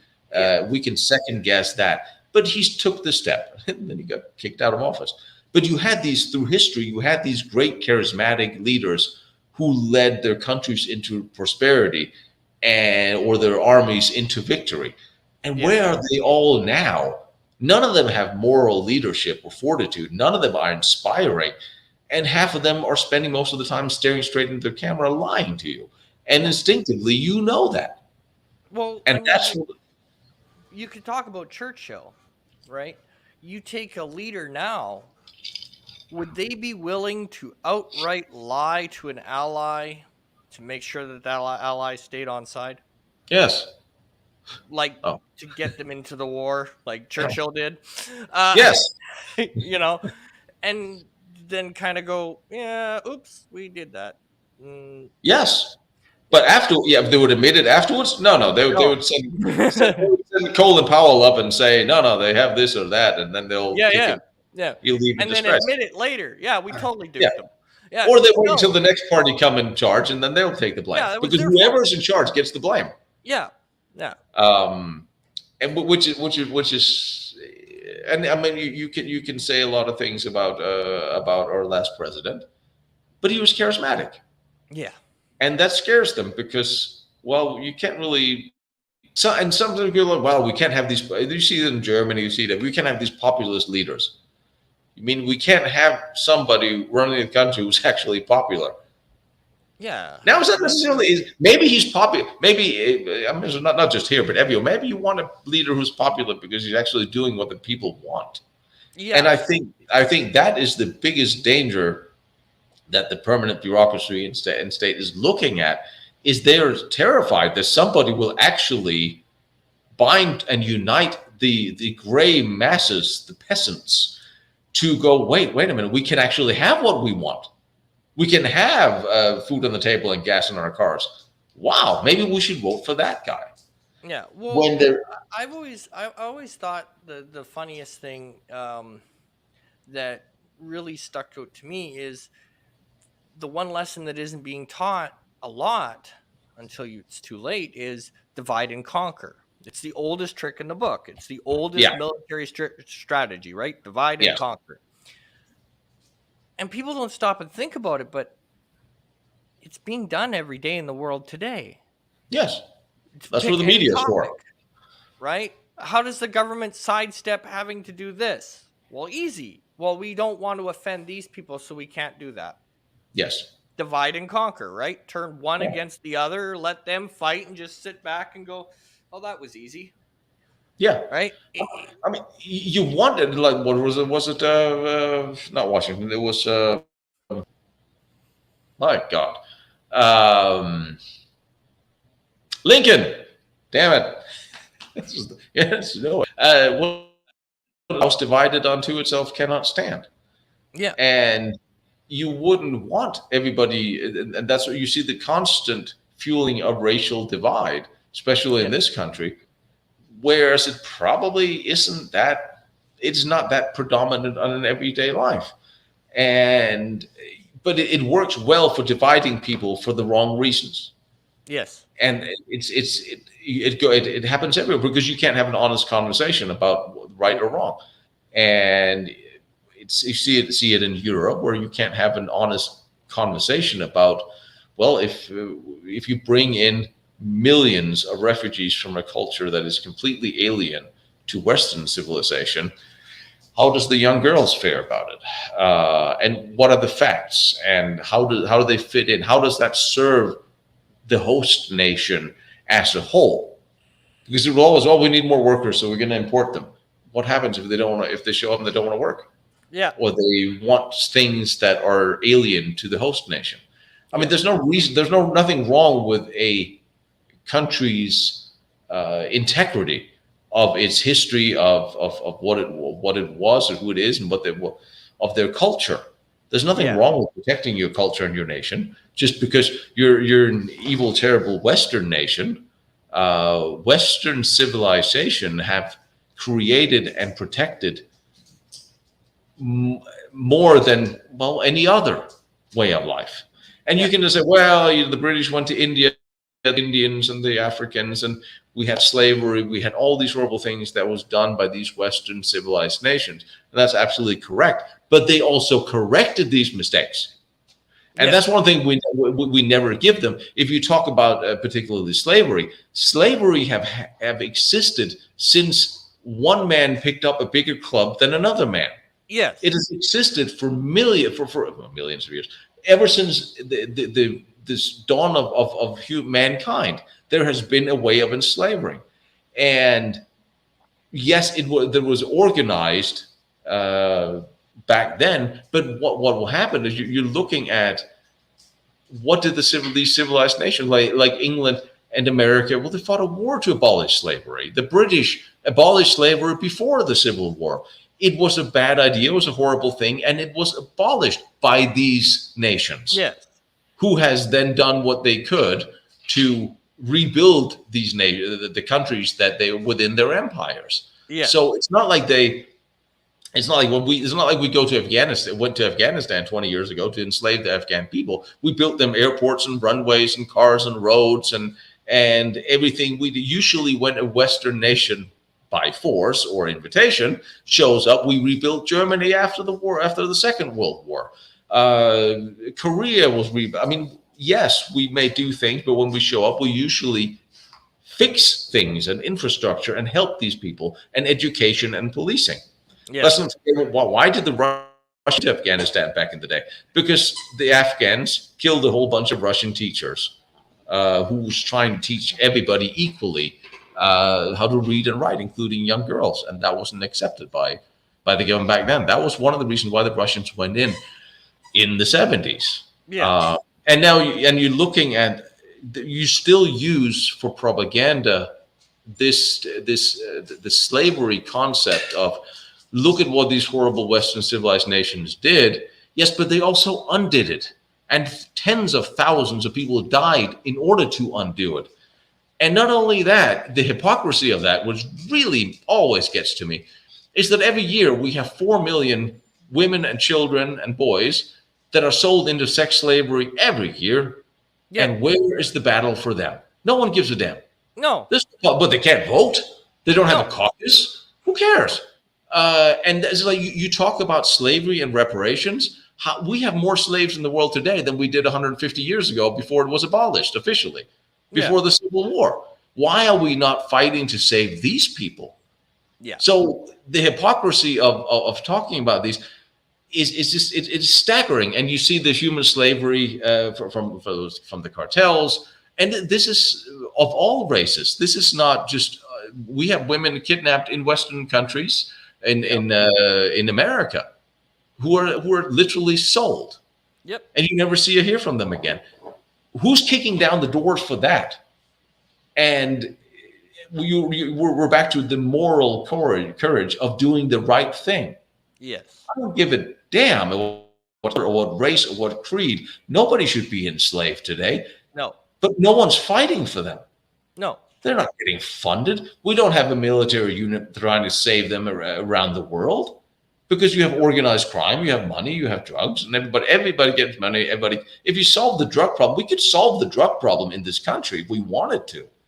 And Lord knows we should, because it's killing more Americans than anything else. Yeah. And drugs is a horrible, horrible thing. And I've witnessed this with people very, very close to me. They stop having their own mind, and then you are not that far from homelessness or sexual slavery or prostitution and all the things that comes with that. We could fix these things if there was a political will for it, and there's not, because there's no votes in this. What's the? We have 800,000 at least homeless people in America. 800,000 is not really that many when he boils down to it. We're a nation of 365 million, give and take. Well, I guess since Biden came into office, almost 370, if you count everybody. We could fix the problem, but there's no goodwill in it. No. You get bureaucrat, like one thing I saw the mayor of LA was talking about, we're going to build miniature housing for the homeless at a cost of $540,000 per miniature house for the homeless. We just built 35 of them on public land. Aren't we just great? We're going to spend $1 billion. We get house 10,000. And I'm sitting there, are you kidding me? Yeah. 540,000 for a miniature one-person house? I mean, what planet do you get bureaucrats and politicians involved and nothing gets done? That is what we're seeing. Government involved, nothing gets done. They cannot do things. No. Back before the Franco-Prussian War, World War I, we could build the Hoover Dam.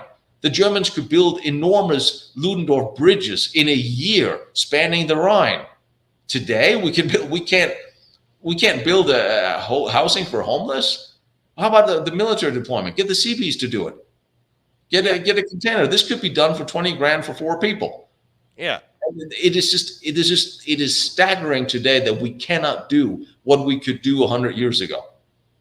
And that must be attributed to a devaluation in either humanism or civilization. But it must be deliberate.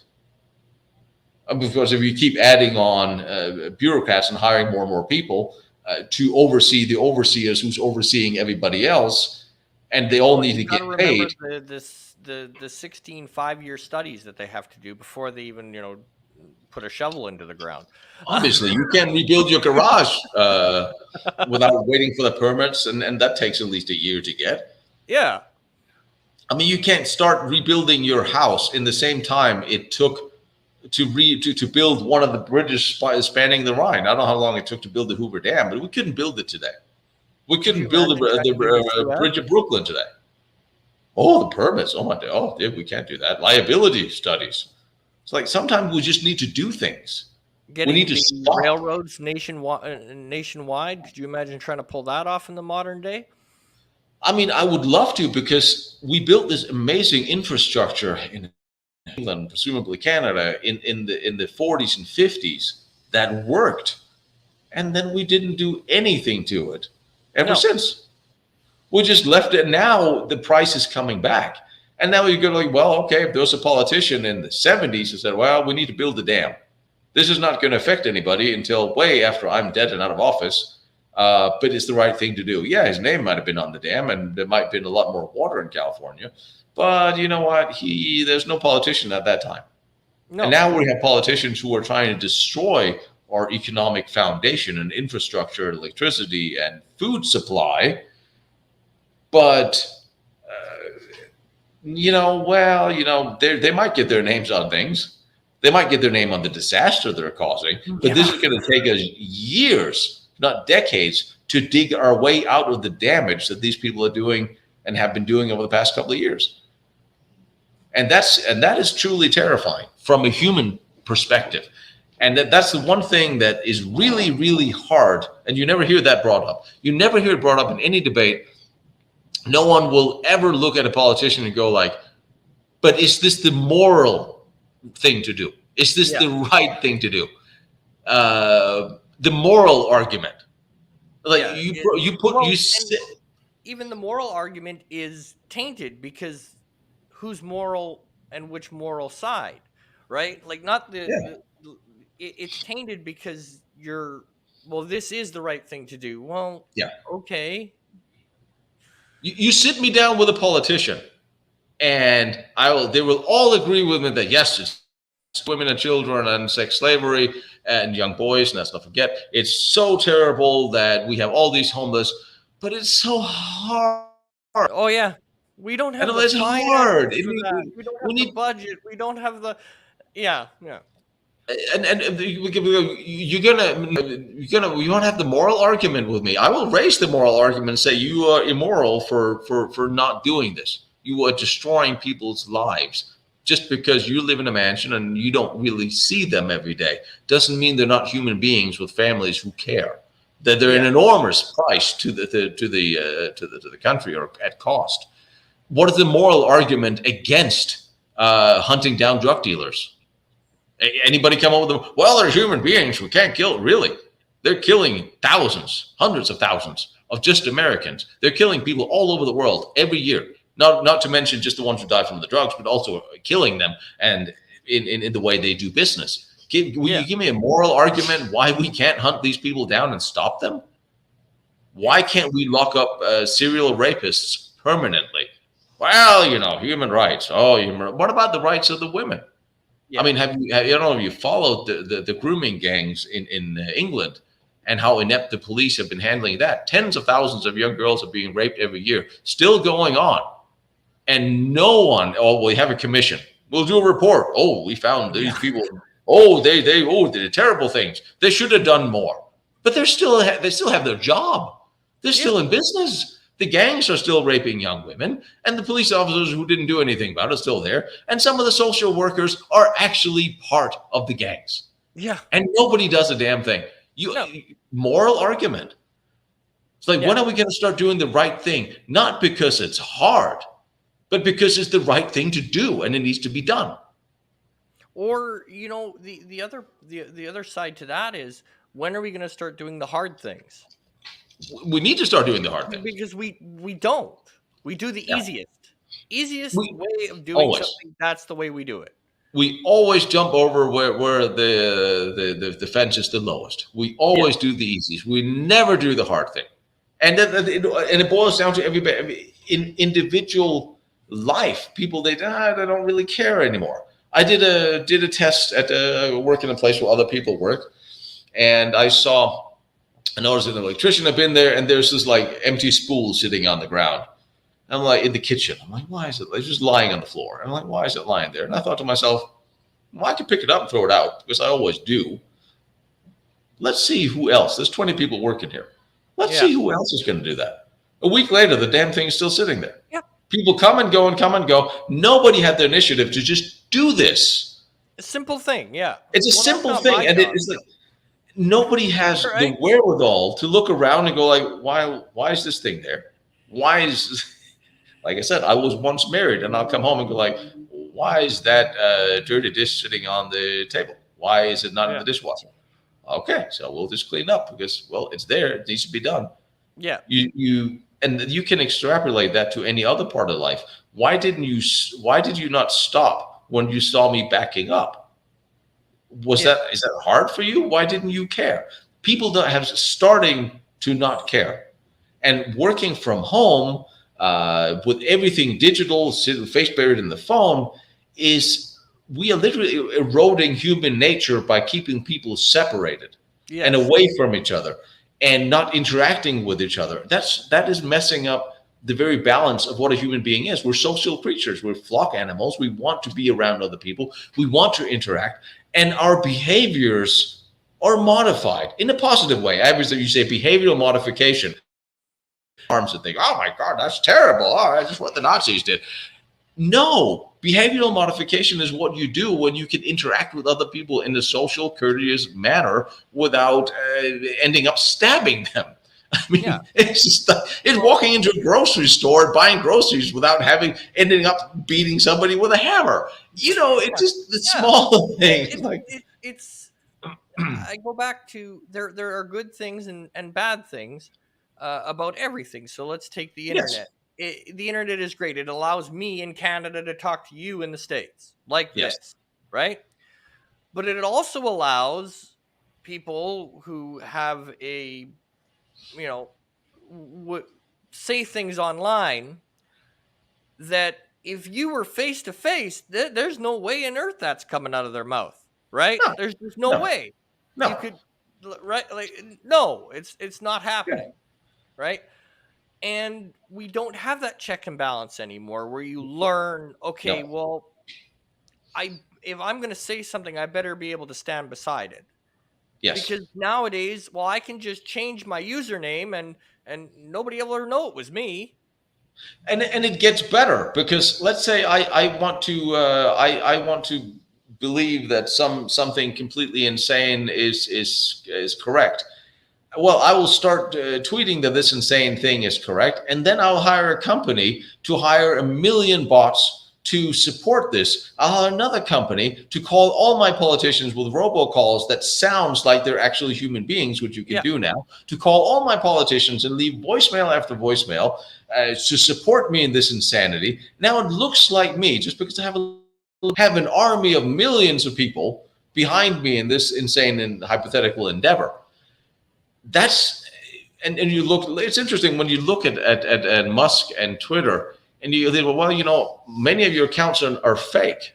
Oh no, no, Yeah. no, no. We can't have that information. But wait a minute. You are Twitter is for some reason allowed to generate public discourse. They're allowed to moderate general discourse because if you say the wrong thing, somebody takes offended, and some a whole bunch of people will tweet and retweet. But what if that is all fake? Yeah. You're not living in the real world. If I'm standing to a dude in the gym, we're living in the real world. Because he's Yes. standing in front of me and we're lifting heavy things and we see people eating and we can smell the air. And this is real. Yeah. But if I see, oh, there's just 10,000 people retweeted your thing and now the whole world hates you, I'm like, well, are these actual real people? And they might not be. So we're actually basing our perception of reality on something that may be fake. Yes. And that's even more scary. Yeah. You have young girls that literally killed themselves because they didn't have millions of followers on Instagram or whatever. Yeah. And then you have millions of girls who have it bought, paid for them because you can pay for these things. Um, and you have the ones who have millions of followers for some particular reason. But how many friends do they have? Yeah. Who's going to show up to your funeral? Yes. Question. It's like, who's going to miss you when you're gone? You have 10 millions of followers that may be fake, may be real. Who's going to show up to your family? Who's going to babysit your dog? Yeah. Who's going to who can you call when you're sick? And the more viral stuff that we live, real people we have around us, and the fewer real people we can count on, and the less people we have modifying our behavior to fit in a civilized society, Yeah. the less routines we have. And that is where you really start running into problems. And I don't really exactly know what the fix is, except maybe we should turn off the internet between 8 and 7. Yeah. Or the other one that I find that really needs to come back. There's an old theory that I used to have especially when you deal with like uh real life situation, like you were saying, somebody's right in front of you. Yeah. There was an old motto you lived by, and it was agree to disagree. Yes. Right? You could agree to disagree. Somebody could be completely against everything you stand for, Yeah. but you know that you can scream at this person until you turn green, Yeah. and you're not changing their mind. They can scream No. at you till they turn green. They're not changing your mind, but you can still coexist in the same room. Yes. Fortunately, I have friends like that. I have friends that are where our policies does absolutely not gel at all. But they will, and if we rarely talk about it, but if we do, they will present a well thought out, researched argument. I will counter with mine, and we will have a conversation. Yes. And we have never, I have friends like that we are completely polar opposites, and we have never had a loud argument about it. Yeah. On the other hand, I have other also friends that I said, well, where you get people that you've known for years go like, hey, if you voted for that guy, I can't have coffee with you. Yeah. And you go, what has that got to do with you and me? Yeah. Yeah. Um, Exactly. and it is interesting how I think if more people and had honest, open debates about certain volatile things instead of taking the presentation out of context, which they many times are, we would get along more. We would have a lot more done, and a lot more people would be less agitated and constantly angry, because the media cycle as it is now. You remember back in the day, when I mean back in the day, when I was young in 1852, you'd get the news once a day. Yeah. And then it would have a well-presented, balanced person, and you'd have Walter Cronkite would tell you about how the war is about not going well, and we bombed these targets, and da da da. You'll get a presentation of what happened, and then you can think about it and go to work the next day and talk to your friends about it, and you can sort of find peace with it. And well, maybe it's not that bad, and maybe things will turn out differently. And then you get the next piece of information, and you get another day. Now you have a 15-minute news cycle where you have to have an outrageous sensation every 15 minutes because they have to sell enough commercial revenue for enough people to tune in.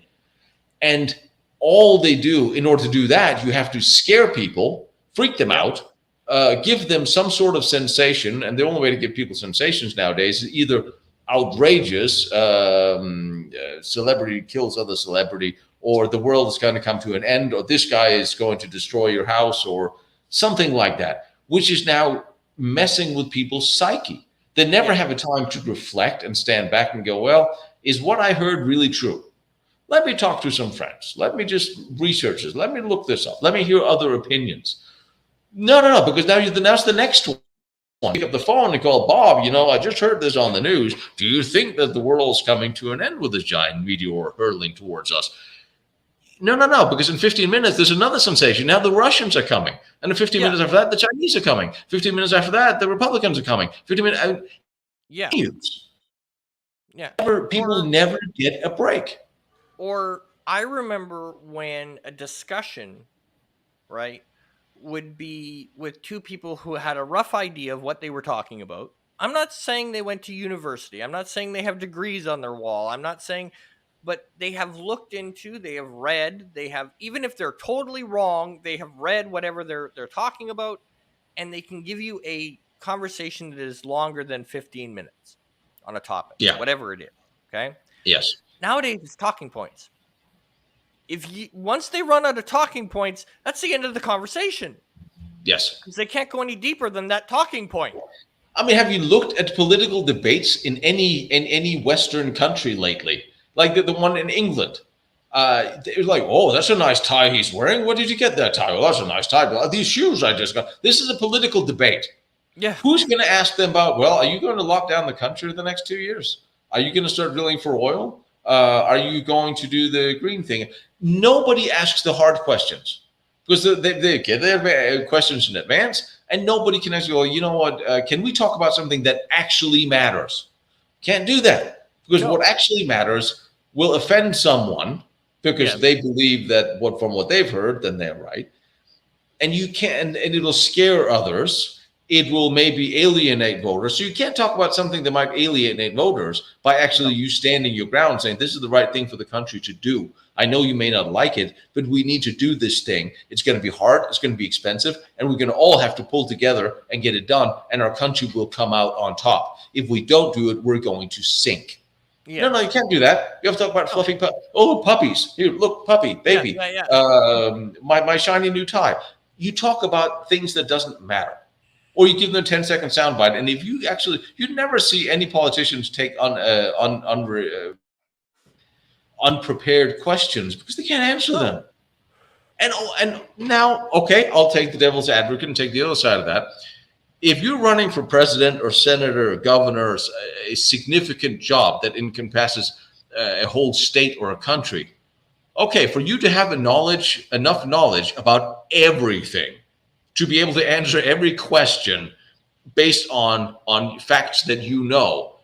Okay, sometimes they're going to ask you a question. Well, like, I don't know anything about this. I don't want to. Can I just have one of my guys research this and get back to me so I can get back to you with an answer?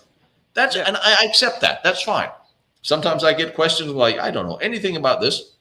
Let me just research this before I give you an answer. But I think the honest question is, the honest thing would be, you know what? I don't know enough about this. Let me find out for you and give you an answer tomorrow. But they don't do that. No. We just don't take the question. So we never get something up real quick.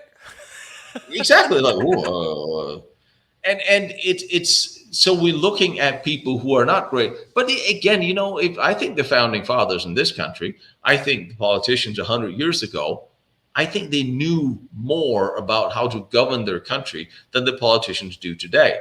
Because, well, most of them do not really seem to be particularly intelligent. And I don't think most of them could tell you how to get a mechanic to fix your car, how much is a gallon of milk, how is it to live this, how do I get somebody to plunge my bath. I mean, basic human being things. They live so detached from what 90% of the world's population have and are that they don't know. And I don't think you should necessarily run a country if you don't know how most of the people live and what is important to them or care. Or even if I always looked at it like, I wonder if we should really bring back because if you look, you were talking about kings and queens and back in back in the old day, right? Yeah. The king, is sitting there on his throne and his people are starving. Well, that king's going to lose his head, right? So eventually, yeah. It is in his personal best interest to make bloody sure that these people have food because, I like my head where it is, right? They don't have that anymore. There's no consequence. I'm not saying that we bring back, lynching squads, but at the same time, there's no consequence. No. Right? Oh, I got voted out of office. Okay, well, now I'm going to do a book tour. Right? Like, there's no... But as a politician, it's always the other guy's fault. Oh, yeah, absolutely. And maybe it is, but you're there now. What are you going to do to fix the problem? Oh, I'm not going to fix the problem.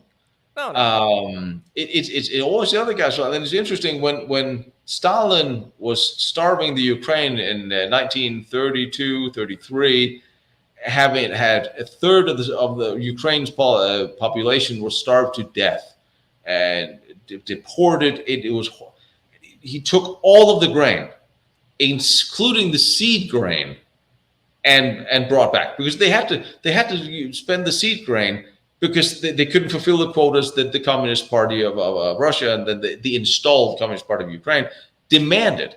So they had to send it. So he demanded the seed grain. And what happens if you take the seed grain? You don't have a harvest next year because you have nothing to sow. Everybody dies. And they were dying in droves. Whole villages became extinct. And when someone explained to Stalin, you know what? These people are starving to death. His answer was, exactly word verbatim, was, they're doing it to sabotage the communist agenda. They're deliberately doing it. They're saboteurs. Yeah. They're dying. They're starving to death. Yeah. And that is either he was just cold-hearted or was complete detachment from reality. And then you go like, well, if a politician is that detached from reality, you have to look at what advice is he getting? Where's he getting it from? Who's advising him? Yeah. And what do these people know? Or not know? Not a lot. Well, and I mean, you even look at how just certain points in history we will currently kind of either leave this part out, right? Like, Yeah. okay, for instance, here in Canada, okay, um, what we will talk about is how brave the Canadian military was in World War One, right? When Yeah. Yeah. Yeah. Canada was Absolutely. right. What we won't talk about is just how many Germans ended up on the end of a bayonet after going surrender. We won't discuss that. No. No. No. No. No. No, no. And What we will discuss, Patton however, mentioned that. right? Like we selectively tell a story from a selective point of view, Yes. right? And as a civilization, we don't. I always look at it like this when I'm looking at something. Who's writing the book? Yes. Exactly. Right? Who's writing the Absolutely. book? Yeah. Because you could look at the Battle of Britain, and if you read one book, it's the most tragic thing. How dare they do this to London? How dare they bomb London? How dare they do this? It's terrible, right? Yeah. And then you go, hold the phone. Dresden says hello. You know, and it's like, Berlin, Hamburg. Yeah. yeah. So And who wrote the book? exactly the winners, Yeah, as it always is. And it's very true that we can always demonize the people, the side that lost, and of course, then we can demonize the Russians after we had the Cold War, where we had our propaganda, and they had theirs, and they hate us, and we hate them, and that's why we still have the distrust today. But yeah, if you read the dispatches, the daily dispatches from the combat units, all the way starting at Normandy, you will have passages like, we had 20 German prisoners taken. We couldn't take them with us. yeah, What do you think happened to them then? yeah. Exactly. It's like, And you see that a lot, and you have they wouldn't outright write it. Even Patton at one point stated, and this started all the way back from the very first battles in Italy and Sicily. And, the Allies, there's numerous reports of Americans, British, Canadians lining up in rank and file, German prisoners of war, and machine gunning them. yeah, So, and Germans, you think they were not going to start taking the same sort of revenge? They saw what happened. They knew. I mean, everybody knew, and everybody was doing horrible things. And it's war, and that is unfortunately one of the side effects of war. Is you get the very best of people, and you get the very worst of people. yes. And we have to look at human nature. Well, like, and I apply that to everything. Like when I'm doing research on something, I take everything with a little bit of grain of salt. Yeah. Even if somebody says this is absolute fact, like go really back in history so you don't get too many modern day complaints, but you'll still get a few. Nero was a nut job. Well, who wrote the book on Nero? The people who killed him. Yes, So, but was he? um, And he really wasn't. right? Like Uh, Nero was a nut job. Well, okay, but who wrote that Nero was a nut Yeah. job? The people Yeah. who killed Nero. Exactly, his enemies. Yeah. And the funny thing is, he really wasn't. He actually rode to Rome and tried to save and set up food kitchens to try to help the Romans who lost their homes. He tried to help. Yeah. And it's very, but you see the same thing today. It is, you have to look at what you see in the news or media or read, whether it's history or it's current affairs. You have to stop letting it upset you and take a step backwards and go up 10,000 feet and look down and go like, well, this doesn't make sense. And that's on all sides, because everybody, you go to hyperbole and exaggeration too often, and they will go, well, is it true? Are you sure? Well, I heard him say that he said it. Well, yeah, but do you trust him? Do you know him? Yeah. And so many times you're told the story. Well, did you know that the Russians did this, or these did this, or the, well, okay, where did you hear it? Well, I heard it from some guy. Yeah. And like I heard from some guy that the Nazi UFO landed out here in Yeah. Roswell. Well, But my favorite thing, right, when for many years was researching the conspiracy theories, what people would call hmm, conspiracy. And I'm not even talking about UFOs or stuff like the Olympic and Titanic one. yeah, Oh, I loved that one. I went into that like full bore. Because if you just sit back and you listen to the argument, you could almost buy it. yeah, You could almost buy it. And then you start breaking things down. Okay, so how long were the Titanic and the Olympic beside each other? 6 months. Okay, so let's take what we know. We know that there was a piece of the hull brought up and it had the actual maker stamp for the Titanic on the side of the hull.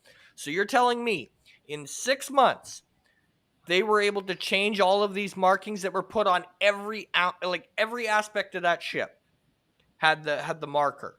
I can't remember the number, but there was numbers. There was a number for the Titanic and a number for yeah, the Olympic. And the right numbers are on these things that are coming up from the bottom. So you mean to tell me in 6 months they went from bow to stern and changed all the numbers? Right? absolutely. Right? and so but you don't, if you don't stop to ask that question Yeah, and you just take that argument at face value, you could almost buy it. Well, yeah, the ships were sister ships. Yeah, the Titanic was a little bit bigger, but they were sister ships.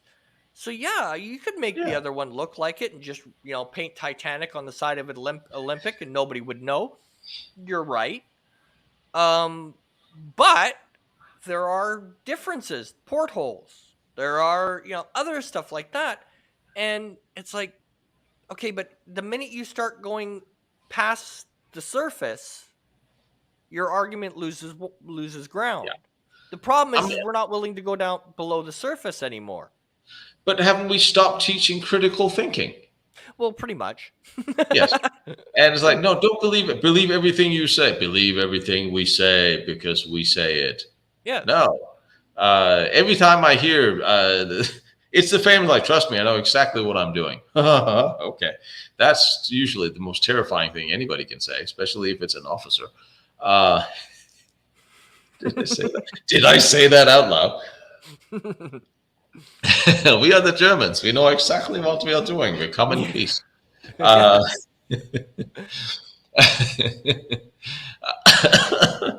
Yes. Or anyway, my other personal favorite, like you look back, uh, there are groups today that will look back at a certain thing called euthanasia that the Germans were doing at certain points, and we're like, this is an absolute terrible thing.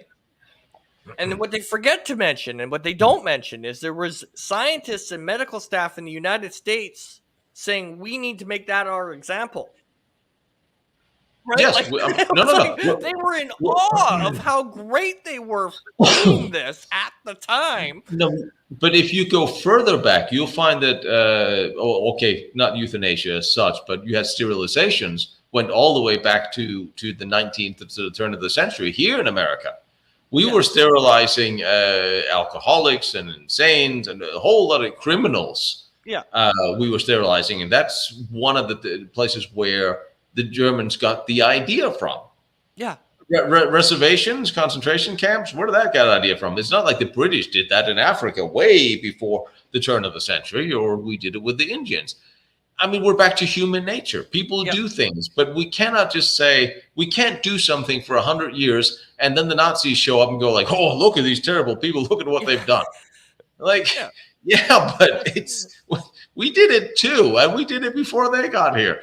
They yeah, just took an idea and ran with it, just yeah. like They just perfected the idea. That's all. I I mean, come mean, on. it's like every human nature. It's good and it's bad, and Yes. people do good and bad things. And what's interesting is from a psychological point of view that I always enjoyed, except when it comes to rapists, because I just detest them.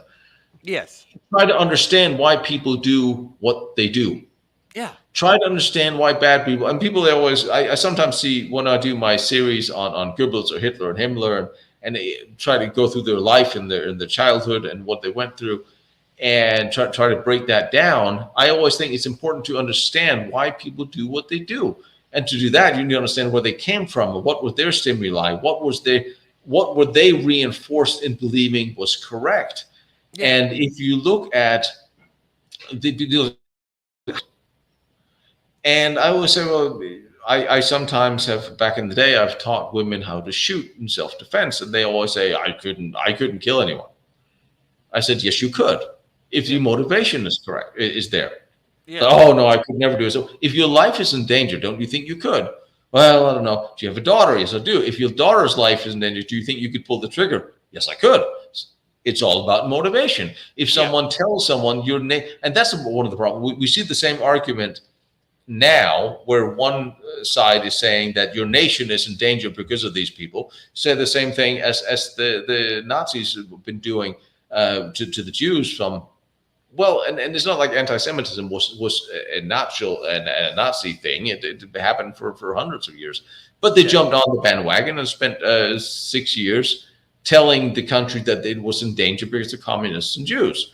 And certainly with the communists, they could carry an argument on that, but we need a scapegoat. They used the Jews and the Nazis as a communists as a scapegoat, and you had impressionable German youth that grew up with these stimuli, went off and killed families and women and children because they believed that these people had put their country in danger Yeah. without doing the critical thinking, like how exactly is this family in southern Poland that I am now going to shoot actually risking my nation.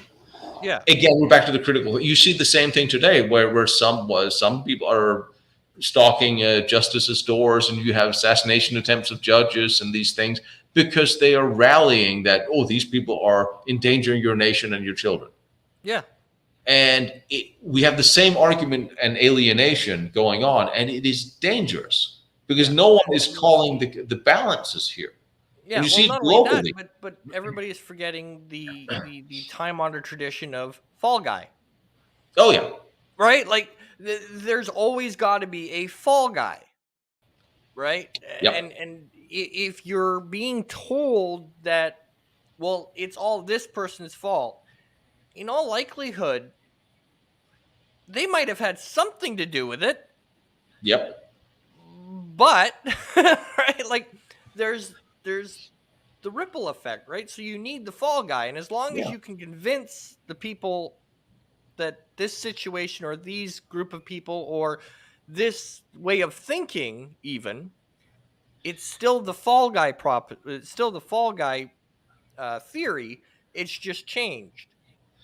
And you can convince everybody that an innocent man is guilty if you are the only one controlling the information. Absolutely. And that is that's the scary part. If you control all the information flow, you can make anybody look guilty.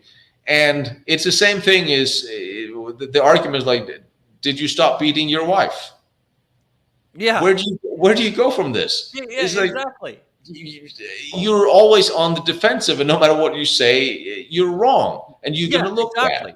There's, Um, and the and other that's part of what they're that doing. is not only are they controlling the argument and the narrative that comes out from that, but if you sit there and you look at it like this, okay, well, um, if you take on, okay, let's say the United States government, just for fun, or Canadian government for that matter, or British government, Take how them. many things in the right now as a historian, and this is one of the things I wanted to talk about, so we can transition kind of, um, and we'll get back to where we are, but it all ties in. World War II ended in 45, right? Sort of, yes. Sort of, yeah. The So fighting did. the fighting did. So How much of that now can you ask a question and they tell you it's still top secret in 2022? Far too much. Right? Like here we are, right? So You have classifications of World War One. You can't get papers released. And are you kidding me? right? Like who are we protecting at this point? Right? But Yeah. Yeah. so depending on who you're so if you go up against the United States government, the easiest way to make sure that the narrative never changes is I'm sorry, but that's classified. That's easy. Right? Right? Yes. So, well, we're telling you that this is the case. Okay, can we see the proof? I'm sorry, but the papers are classified. Let's just say that this is true. I tried that argument with the IRS, by the way. For some reason, that doesn't work. It doesn't work for us. I know. But that's what you face, right? Because you go, well, okay, but you're telling me that this person is, or this group, or this thing is this big bad. Can I see the proof, please? I'm sorry, but that's classified. You know what? You Just had a very, trust us that this is the case. The scariest words that come out of a politician's mouth is, yes, this bill or this law or this power that I have, it could be used for bad, but don't worry, yes, it's in place, but I will never use it. Patriot Act. Yeah. You know, it's. I'm gonna. Bobby wrote something that's very interesting here, protecting the establishment. But now, that is to some degree, there's an inherent pact between civilians and governments, and you very much see that in fact in China, where the government, the establishment, watches out for you. That's the deal. They watch out for you. They clothe you, house you, feed you. They have hospitals. They take care of you. They protect your borders, protect your nations. And in return, you make sure that they're in place. You sign up for the military. You protect them. You keep them in charge, and they take care of you. That's sort of the pact for time immemorial. The king will protect you. The knights will protect you if you protect him and stand up and fight for him when he needs you. Yeah. That's the deal. Now, the deal has been broken. And that is the problem, because the establishment is no longer watching out for you. But you are still expected to fund it and take care of it and step up for it every time they ask you for it. Case in point, I live in California. They're one of the most expensive places to live in the Western civilized world, one of the most highly taxed and completely mismanaged state, where everything is overpriced. And every time I see the little personal ad go, oh, you have to turn off your air conditioners, turn off your lights. You shouldn't do that because your electricity, and blame it. Like, no. The inherent pact of me paying all this money in taxes is that you keep the lights on. Yeah. And you are telling me that I have to turn my lights off because you can't figure out how to build infrastructure for all the money I've been giving you. Yeah. And exactly. the pact is broken. Yeah. It's like we keep you in charge and you shut down our businesses for 2 years. Yeah. No. You keep us safe. We fund that. We give you money to the police and the military, and you let riots go on and burn down our streets and rob our. No, the deal is now broken, and that is one of the things and that is one of the big reasons I think why Western governments are now panicking. And you see all these rules and laws and clamping down. We can get you this way and that way, and more IRS and more of that, because they know that we no longer trust them because they have given us no reason to do so. Yeah. And the other thing too is, do I understand, and I think you've said this a couple of times, do I understand that there are certain things that, yes, that top secret thing needs to be in place. But 100 years after the fact? Yeah. Well, what?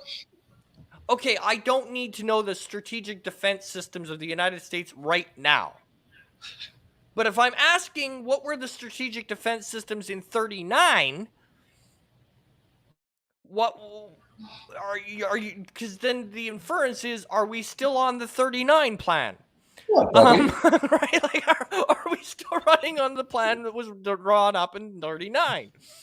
Now there are things like when Patton would say something like, And he would write in his book that about German prisoners taken in Italy, and he would say, I put a little side note in his paper saying, I wish we shot more of them. Okay, that was deleted when his papers was declassified. And I'm like, all right, okay, he wasn't alive at that time. But you know what? We're talking about people who are people. They're infallible. And they make mistakes. And they have the beliefs they have at the time they have them. You can't keep covering up. I mean, there's practically nothing that Churchill have said that is not racist or discriminating or demeaning to women or anything else. But everybody still hails him as a great guy. But, that was his point of view, and that was the sign of the time. And the other thing I've said this on this channel, and feel free to argue with me. I don't care. What do I know? Right. Is we have to stop as a civilization of when we look back, when we look at a historical event, or we look at something through that happened in history, we have got to stop putting modern constructs on something that happened before, right? Like we cannot look at the 1900s, even like 1800s, 1700s, 1600s, 1500s. No. We cannot put modern constructs on that time frame. No, you can't. You cannot look. You have to look at history through the prism of that time and what people believed at that time. And it's this. I always thought it was funny when you have that picture of Hillary Clinton as a young lawyer in her office, and there's the Confederate flag sticking behind her. Not just to pull out somebody that no one really likes anyway, but it's just you can't do this. And you go like slavery today would. Well, here's the thing. Slavery was a horrible thing back then, but it's not being fought today. So looking at everything we know and have evolved to, we are accepting slavery today in our country, and in this country, that country, every country. So that's actually I haven't thought about that until now, because that is one. You look back in time and go like, well, this was accepted practice back then. This was accepted practice back then, and then. Technically, what the Germans did to the Jews and to the prisoners of war, some of the things that they did was not against the law. Persecuting and kicking out the Jews in Germany at the time were not against the German law, but we still sentenced them for when we did the the British Army in 44, up until 44, when they knew that there was going to be a trial for all these Germans afterwards, and they knew that the Germans were going to plead not guilty by default of I was following orders. Yeah. And they were then going to point to, as the defense would point to the British military and say, well, in your manual, it says your soldiers have to follow orders without question. In I think it was early 44, the British changed their manual, allowing for only accepting orders, non-criminal. I can't remember the verbiage, that they couldn't follow orders that seemed to have criminal intent, or they could question the orders if they thought they were wrong. Blah blah blah. Yeah. But the British had done exactly the same as the Germans did. But now they changed their book so they could write. So they could write the judgment, the laws they were going to sentence the Germans for in Nuremberg. Yeah. How is that fair? Yes, wrong is wrong, but you can't say, well, we did it. Well, we're going to get those guys for it, so we better stop doing it. Or, well, we're not going to stop doing it, but we're certainly going to pretend to. Well, and the other thing I would point out, and you can correct me if I'm wrong, but I mean, you look at the slave trade today, right? Yeah. And you look at the slave trade back then. Once the British decided, okay, this is a bad idea. Yeah. They dispatched the Royal Navy. They did. To get rid of this. Yes. Stop this. If you see a ship with it, you sink it. Period. Yeah. Right? If you have to sink it, you sink it, but it's done. If they come, if they see the Royal Standard, that's it. Yeah. Right? Yes. Royal Navy, you are, they commissioned the Royal Navy. You will do this. I don't. And now you see the British Empire running around. Well, you see the British royals traveling around the world apologizing for Yeah. being British and being an empire and doing what they've done. And every civilization, every people have done horrible things to others. Yes. Move on. Well, Uh, one of my favorite examples, because, and now I'll get my channel struck, but oh well, whatever. I don't care. Is it's true? That's the scary part. I'm worried about getting struck for saying something that is factually correct. How is that? well, that Anyway, happens quite often. so you have people who go, white people did this. Well, that covers a lot of ground. Hmm? There are people in Australia that are white. There are people in Russia that are white. There are people that are, all over the place. You're talking about London. Oh, well, can you be more specific, please? And the way I phrased it to my friend would be, that would be like saying Asians bombed Pearl Harbor, Yes, yeah, you're right? Like, absolutely right. it's Yes, the same phrase. You're just changing, right? It's the yes, exact same idea, right? Asians bombed Pearl Harbor. All Asians are bad. Right? No, yeah, Japan bombed Pearl Harbor. Let's, like, but we've lost that somewhere along the yeah. way in the translation. I don't know. Something got And screwed up. it's just, by the same token, we cannot call out other cultures or natures for the wrongdoing they've done. Yeah. And that's what I'm saying. Okay, so we have to accept the ills of yesteryear and to some degree make up for them today, despite the fact that we had nothing to do with any of these things. But we are accepting wrongdoing today because we don't for some people. Yeah. And that is appalling to me because it doesn't matter who does something wrong morally, ethically, physically, legally. Wrong is wrong. And it's not less wrong because somebody is of one religious persuasion or ethnic persuasion or sexual persuasion. It is not less wrong. Wrongdoing is wrongdoing. And well, that's where I think we have completely lost track, where we can now excuse some people for doing something, for doing harm to others, and not others. It's we've completely lost track of the plot here of Yeah. what Or civilization my is supposed to be personal about. favorite, and I won't, I'll be as vague as I can, but you go, okay, so one group, let's say they persecuted one group, right? So Yeah. that group, once they get free of their bondage, their exact next step is to put the people that put them in bondage. So they just Yes. repeat the cycle and change the Yes. names, Two wrongs doesn't make a right. right? Coexistence might actually be the way to go here, Oh but yeah. There's uh, a thought. if we actually started having people agree, and then we'd also, if everybody on the ground, all us peasants, started looking around and realizing, well, we actually have a lot more in common than these Muppets up on the hill. We may eventually have to storm the hill to put in another bunch of Muppets and start from the beginning. And I don't think they like that thought. And that is the obvious reason why we are being divided the way we are.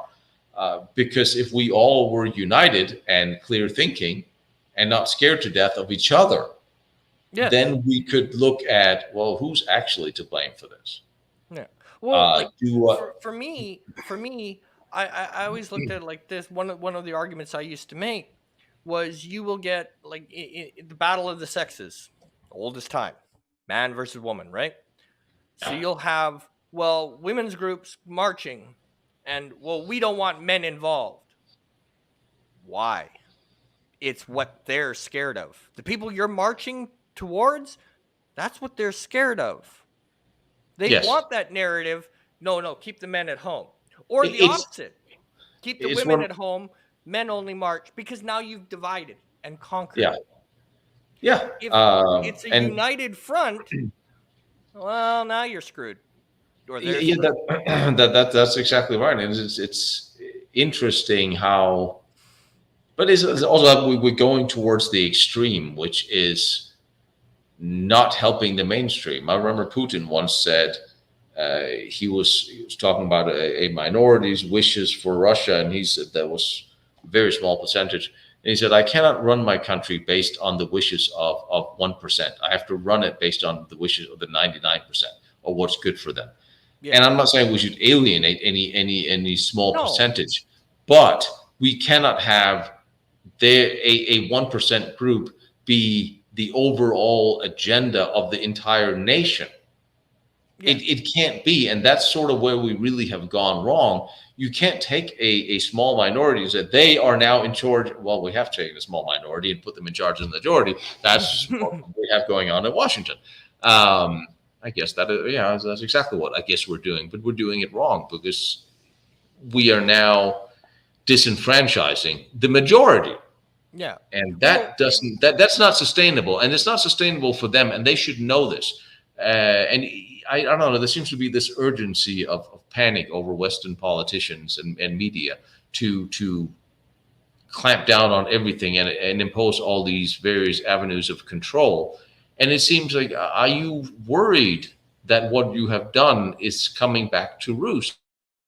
Because yes. you know that the giant alien spaceship is coming to kill us all, and you want to be the one world body to negotiate with. It Yeah. just seems that the logic has gone out the window. Well, Um, not only that, but I mean, if you sit and look at it, the problem I think in lies that where it is good to tell a white lie here and there, right? Like we were saying, put your, hide underneath the desk, make you feel useful, make you feel like you could actually do something against the overwhelming odds. Yes, that is beneficial at the time. However, we've applied that to everything. I mean, I hate to pick on the UN. No, I don't.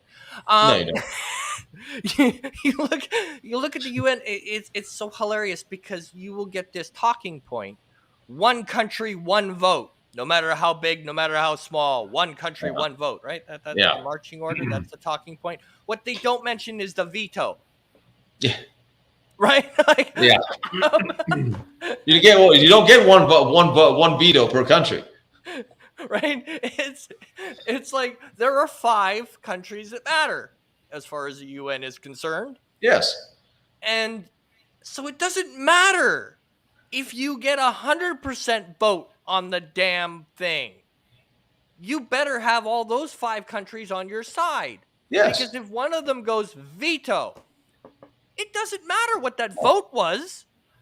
And if you take the little banana republic country who says we don't want to vote for this, well, gee whiz, then your banks are just going to slowly get strangled, and we're not going to sell and import and trade with you, and you're not going to get your medicines. And by the way, did you want to vote yes for this thing before your population really gets to the starvation point? Yeah, yeah, yeah, And you exactly. saw what they did with the island. You saw what the EU has done, the Irish Bank and all these, to make sure they stay in line. If that's not a dictatorship, I don't know what is. Yeah. Because if you're not free, first of all, if you don't ask your population, do you want to do this? There need to be a whole lot more votes put out to people about things, treaties, things like that, like the nonsense that they're talking about signing up with the EU, with the World Health Organization.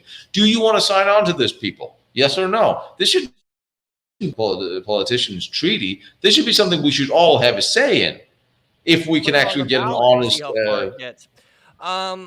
But the other thing too is, I love this talking point.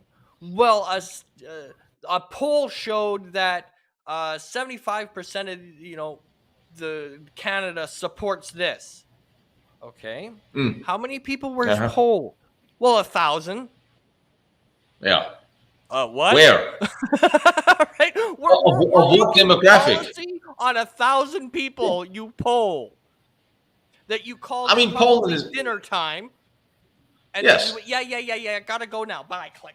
Right? Like, I mean, and polling is so fake. The way you ask the questions, the demographic of the people you call, you can skew any poll to show anything you want. yes, It is, and what polling does is it makes people stop asking all their friends and looking around themselves and go like, well, you know what I'm seeing around me does not coincide with the facts that you're presenting. I think you're wrong, and I think I'm right. you But ever of course, notice if that everyone these else polls come says out that, right before an election? telling you which one's going to win, hoping Uh-huh. that that's all you're paying attention to. So if you're sitting at home and you're Joe Blow and you go, well, the guy I'm voting for has a 5% chance according to that poll of winning the election. What's the point of me going? So you sit Yeah. at home. Election day comes and it was within 3% vote, Yeah. right? But the poll showed, but that came out beforehand that, it was a Yeah. 90-10 And split. I mean, come on. or your guy is going to lose. There's no point of you showing up, Liz Cheney. Um, it's just Who paid for 35%. said poll is what I want to know. But, 35% margin. That's getting when you get kicked out of office in this day and age. Everything is so superficially almost 49, 51%. You get kicked out with 35%. You really messed up your state. I'm sorry. yeah. They don't like you. You should go. Yes. I mean, I don't know who was polling whatever she thought she was going to be achieving with this, but I guess the great people, I think, of Wyoming had a different idea. Yeah.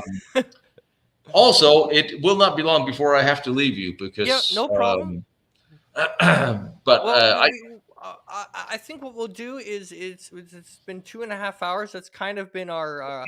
This is what happens when you get two people who like to talking. yeah, We had 3 topics. We touched on none of them. I'm just saying. I mean, Um, why don't you have? I'm sure there's people have comments and questions, and Lord, I'm too tired. I can't even see my screen. Get the questions and the yeah, people may have, and then we'll do it again in a week or two, and then we'll answer all the questions, and maybe yeah, we'll talk about our talking points.